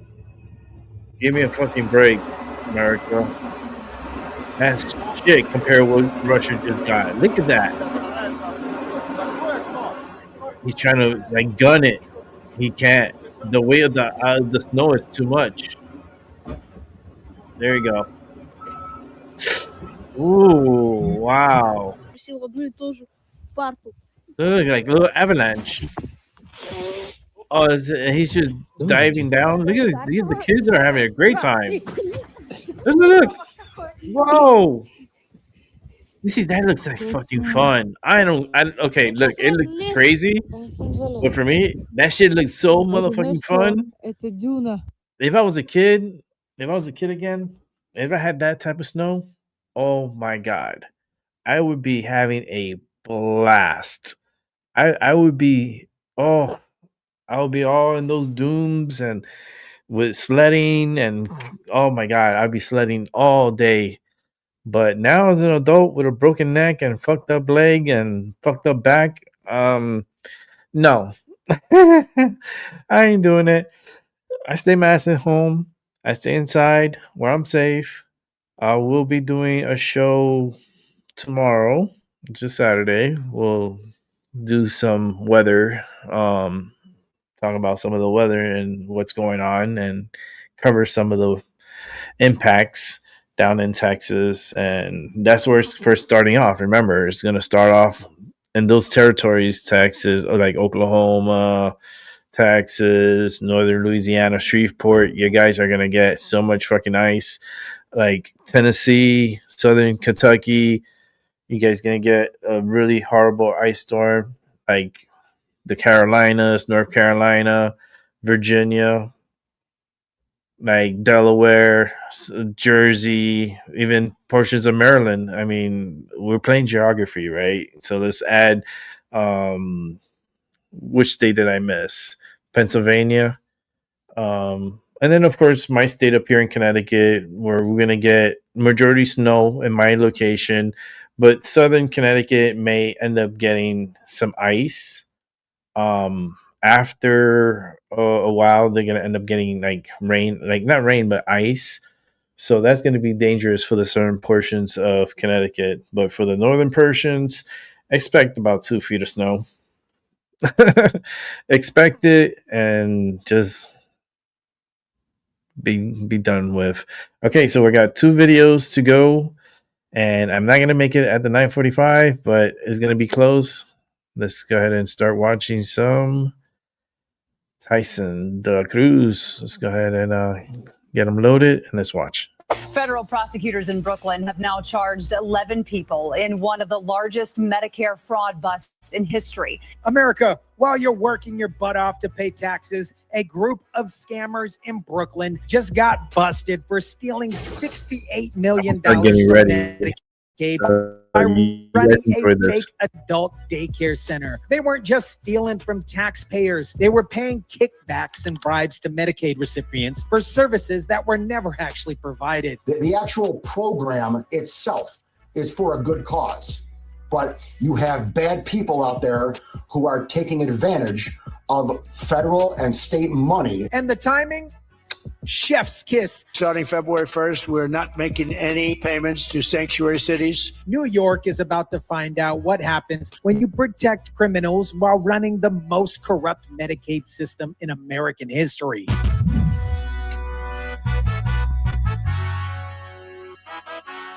What is up, guys? Tyson de la Cruz here. Thank you so much for rocking with me. 8 defendants, led by Zakia Khan and Asan Ijez, own 2 Brooklyn-based social adult daycare centers. One named Happy Social Adult Daycare and the other Family Social Adult Daycare. Happy Family, while you're stealing $68 million from actual families. These fraudsters were, quote, large-scale recruiters who bribed patients with laundered cash and billed Medicaid over $68 million for services that were not provided. Here's how this scam worked. They hired recruiters Elaine Atau, Omay Hamid, and Manuel Wasif, who got paid to sign up Medicaid recipients. These recruiters would then pay kickbacks to the Medicaid recipients themselves. So grandma gets a few $100 in cash, and the daycare bills Medicaid for thousands of dollars in services, and nobody actually shows up to the facility. The beautiful part, most of these Medicaid recipients never visited the daycare centers. They just collected their kickbacks and money and then went on with their lives. Some cases, investigators found people were literally out in other countries, on dates that they were supposed to be receiving care in Brooklyn. Back in 2018, a man arranged for friends and family members to be paid as home caregivers for his sick mom. Later, investigators found out that his mom wasn't even in the country. She was living in Bangladesh. And during home inspections, his brother impersonated her to keep the fraud going. This is the kind of creativity these people put into stealing from you. But wait, it gets better, because $68 million in cash doesn't just appear out of thin air. These criminals had to launder the fraud proceeds to generate the cash they needed to pay all those kickbacks. According to the indictment, the crew used multiple business entities to wash the money. They billed Medicaid through daycare services, received electronic payments, then funneled that money through multiple shell companies to generate cash for kickback payments. The indictment accuses the group of stealing the identities and personal identifying information of more than 1 million Americans.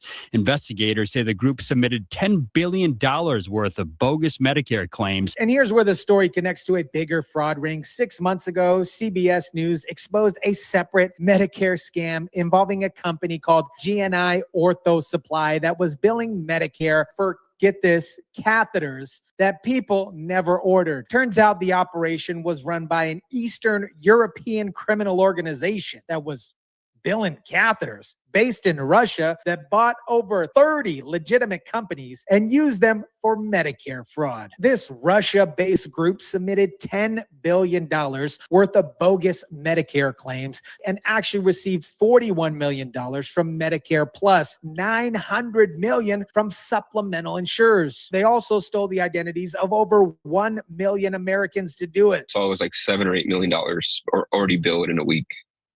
7 million in catheters? Yep. That's the scale that we're talking about here. Now, let me explain why this keeps happening in New York. The program these Brooklyn scammers exploited was called CDPAP, Consumer Direct Personal Assistance Program. That's actually a good idea in theory. Instead of forcing elderly or disabled people into nursing homes, Medicaid lets them hire their own caregiver, usually a family member or a friend. Governor Kathy Hochul calling CDPAP a, quote, racket and one of the most abused programs in the entire history of the state of New York. When a Democrat governor, the welfare program is completely corrupt. You know that it's bad. But here's the problem. Hochul says she's been taking steps to fix the system by cutting out hundreds of middlemen. Yes, the fraud continues. Just this past week, 2 more scammers pled guilty in a $68 million Brooklyn daycare scheme. Attorney General Letitia Peekaboo James announced another $1 million conviction, also involving fake billing and kickbacks. The pattern here is clear and identifiable across all blue states. New York creates massive welfare programs with minimal oversight. Criminals exploit them for tens of millions of dollars. Politicians claim, obviously, that they're fixing the problem, and fraud just keeps happening over and over again. Which brings us to the beautiful timing of all this. Because while New York prosecutors are finally charging these scammers, President Trump just announced that starting February 1st, the federal government will stop paying sanctuary cities and states. Starting February 1st, we're not making any payments to sanctuary cities or states having sanctuary cities because they do everything possible to protect criminals. Now, Zoran Mamdani immediately called Trump to express his sharp opposition to this particular decision. He says New York will not allow ICE agents to conduct immigration raids without judicial warrants. I reached out to President Trump to express my sharp opposition to this decision and to make my values clear. And I will always continue to do so. We will not allow masked ICE agents to storm our schools, our daycare centers, our hospitals, our houses of worship for civil immigration raids, unless they have a judicial warrant. So let me get this straight. New York politicians will protect illegal immigrants from federal law enforcement, but they can't protect American taxpayers from getting robbed $68 million by Medicaid scammers. They'll fight for criminals to stay in sanctuary cities, but they won't fix some of the most abused programs, the drug addiction, the violence in their communities. Hochul says if Trump withholds funds, we'll see you in court. But maybe, just maybe, New York should focus on fixing fraud, criminals, homelessness, all the other stuff that actually matters before trying to see people in court. Here's what's really happening, and this is the part that should terrify you. These fraud schemes aren't isolated incidents. They're systematic corruption enabled by Democrat policies and politicians that prioritize ideology over accountability. Unfortunately for the state's CDPAP program, fraud is nothing new. President Donald Trump announcing recently that new division to combat crimes like this. The Brooklyn daycare scam, $68 million stolen. The Russian catheter scam, $10 billion in fake claims. $941 million actually paid out. And these are just some cases in this particular video. Meanwhile, New York politicians are more concerned about protecting illegal immigrants from ICE than protecting American taxpayers from fraud. They'll spend millions fighting Trump in court over sanctuary policies, but they won't implement basic verification systems or basic public safety in their area. You made my day. I like to make sure that people are held accountable. I love that. When you make someone's day, it's a good day at work, right? That's where we are in America. Citizens are grateful when the government does its basic job of prosecuting fraud. America, this is what happens when you elect politicians who care more about virtue signaling than protecting taxpayers. New York runs on the top of the list for some of the most corrupt Medicaid system in America. And when the governor admits that it's a racket and then fights the federal government when Trump tries to cut off funding. Come on. These scammers sow $68 million by paying kickbacks for services that were never actually provided. Some of their patients weren't even in the country while they were billing daily care in Brooklyn. And when inspectors showed up, the family members impersonated the people supposedly receiving care. But New York, don't worry, New York politicians want to fight Trump over sanctuary policies instead of fixing the fraud that's costing taxpayers billions. The good news, Trump is cutting off the money February 1st. No more federal funding for sanctuary cities that protect criminals while running corrupt welfare programs. And when Hochul says, we'll see you in court, Trump should say, fix your billion-dollar fraud problem first. Let me know what you think about this. Drop it down in the comment section down below. Smash the like button if you kindly would. Share, subscribe, and as always, guys, I'll catch you on the next one. Thank you, Tyson, for that upload. Great upload. Like, those are my neighbors. I live next to New York, so like, they're not learning their lesson. They keep doing what they're doing, and they're not stopping. The fraud in New York is probably worse than Minnesota. I know it's worse, especially New York City. But they got this puppet now that's pretty like Madani, and he's all talk, no action. See how your free buses is going to work when you're not even getting federal funds. Like, how the hell are you going to pay for anything? If you're not, like, you're screwed. You guys are screwed, and a lot of these sanctuary cities are screwed.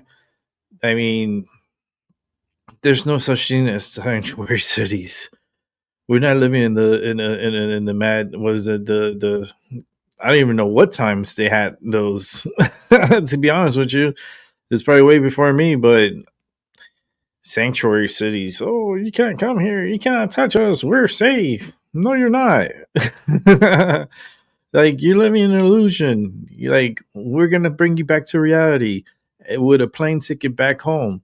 And if you refuse to go, well, then you go to jail, and then we're gonna send you anyway. So I don't know, man. We just gotta get all these people out. It will lower the prices of homes. It will lower the prices of rent. It will lower the prices of insurance. It will lower the prices of food, gas. Everything will be lowered because there'll be less people here. So, like, there's going to be more product. The demand is going to be there, but it's going to be like there's going to be more product for the demand. So they're going to bring those prices down so that way it meets with the demand. And it's a win for the Americans if we could get all these illegals out. But, you know, that's just the way I think. And let's go ahead and watch the last video of the night. And it's reserved for Tyson de la Cruz. So let's set this up and let's watch together. Despite arguing she is not worth millions, a new financial disclosure found Representative Ilhan Omar's net worth could be as much as $30 million. America, $30 million. That's how much Ilhan Omar is worth after going from a negative net worth in 2018 to a multi-millionaire in 2024. Each new revelation is fueling more and more demands for answers from Democrat Governor Tim Walz. Meanwhile, her district is the epicenter of $9 million in social services fraud. And when the House Oversight Committee starts asking questions, her husband's company scrubs its website, deleting names, including former Obama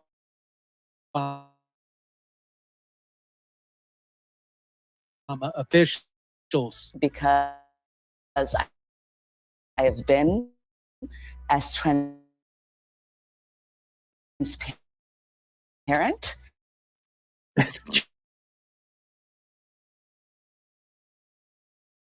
Being raided by federal agents investigating $9 billion in fraud. Transparency means showing us receipts. Rose Lake Capital, LLC, the venture capital firm owned by Omar's husband, Tim Manette. In 2023, Omar's disclosure listed this firm as being worth between $1 and $1,000, basically worthless. But in 2024, suddenly, the filing listed its value between $5 million What? and $25 million. What? The Minnesota congresswoman and her husband have a net worth between $6 and $30 million, a roughly 3,500% increase compared to 2023.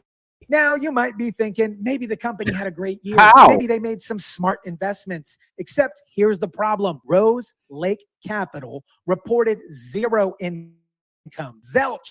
How does a company go from worthless zero to millions? $25 million in 12 months with no revenue? The couple's financial gains came from her husband's two businesses, a winery in California and a venture capital firm headquartered in Washington, D.C. Those assets were valued between $5 and $25 million by the end of 2024. And here's where it gets even more suspicious. As soon as the Feds started looking into Minnesota fraud, Rose Lake Capital scrubbed its website. They removed the names and bios of 9 officers, which included several, get this, former Obama-era officials. Why do you delete that information unless you're trying to hide something? Think about the timing here. Federal agents are investigating $9 billion in fraud in Omar's particular district. House Oversight Chair James Comer is demanding answers about her particular wealth. And suddenly, miraculously, the company that's supposed to be worth $25 million is erasing all evidence of who's running it. Now, let's talk about the other businesses that's making Omar rich. Escure LLC, a California winery. Yes, you heard that right. A Muslim congresswoman who represents a heavy Somalia district owns a winery because apparently Sharia law doesn't apply when there's money to be made. In 2023, this winery was valued at just $15,000 to $50,000. But in 2024, it exploded to the value of $1 million to $5 million overnight with no explanation. In 2023, Omar disclosed a maximum of $50,000 in assets at the winery. The next year, Dana, that number increased to $5 million. And here's where it gets even better. Tim Manette and his business partner are currently being sued for alleged fraud by restaurateur named Niem Moed, who claims they promised him a 20% return, but that never materialized. So the same guy whose companies are making Omar a multimillionaire is being sued for fraud.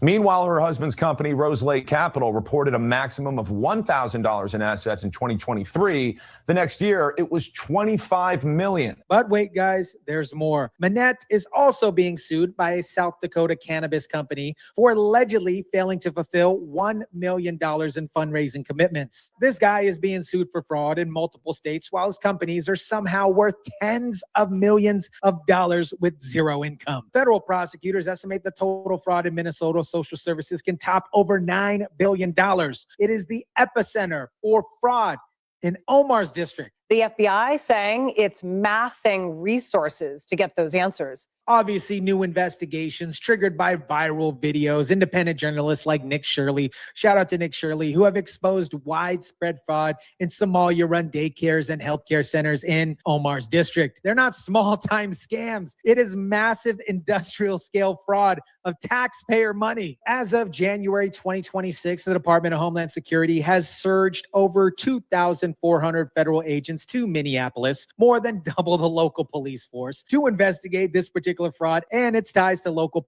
politicians. Let that sink in. The Fed sent more agents to Minneapolis than the city has cops because the corruption's so deep. If what they're saying is real and can be documented, and what they're saying is they told Tim Walz about the fraud when it was happening, and he not only ignored them, he retaliated against him. And who represents this district? Ilhan. I married my brother Omar. The same congresswoman whose net worth just increased 3,500%, while her constituents are stealing $9 billion from federal programs. Coincidence? Or is there a reason that her husband's companies are suddenly worth millions while fraud is exploding in her district? Omar denied being a millionaire earlier this year, posting on X, quote, "I barely have thousands, let alone millions." She said this in February 2025, but her own financial disclosures filed in May 2025 show her net worth between $6 million and $30 million. So either she lied on social media or she lied on federal financial disclosures. She's lying. Since getting elected, there has been a coordinated right-wing disinformation campaign claiming all sorts of wild things, including the ridiculous claim I am worth millions of dollars, which is categorically false. Omar's defense to all this, it is a coordinated right-wing disinformation campaign. But these aren't allegations from conservative media. These are her Any own report you do against financial someone, disclosures filed with the it's all federal political government. She's calling her bullshit. own paperwork disinformation. Omar went on to say she is a working mom with student loan debt, trying to raise a family while also maintaining homes in Minneapolis and in Washington, D.C. And then, of course, if everything else fails, play the victim card. I'm just a working mom with student loan debt, trying to raise a family while maintaining houses in Minneapolis and Washington, D.C. Oh, crazy.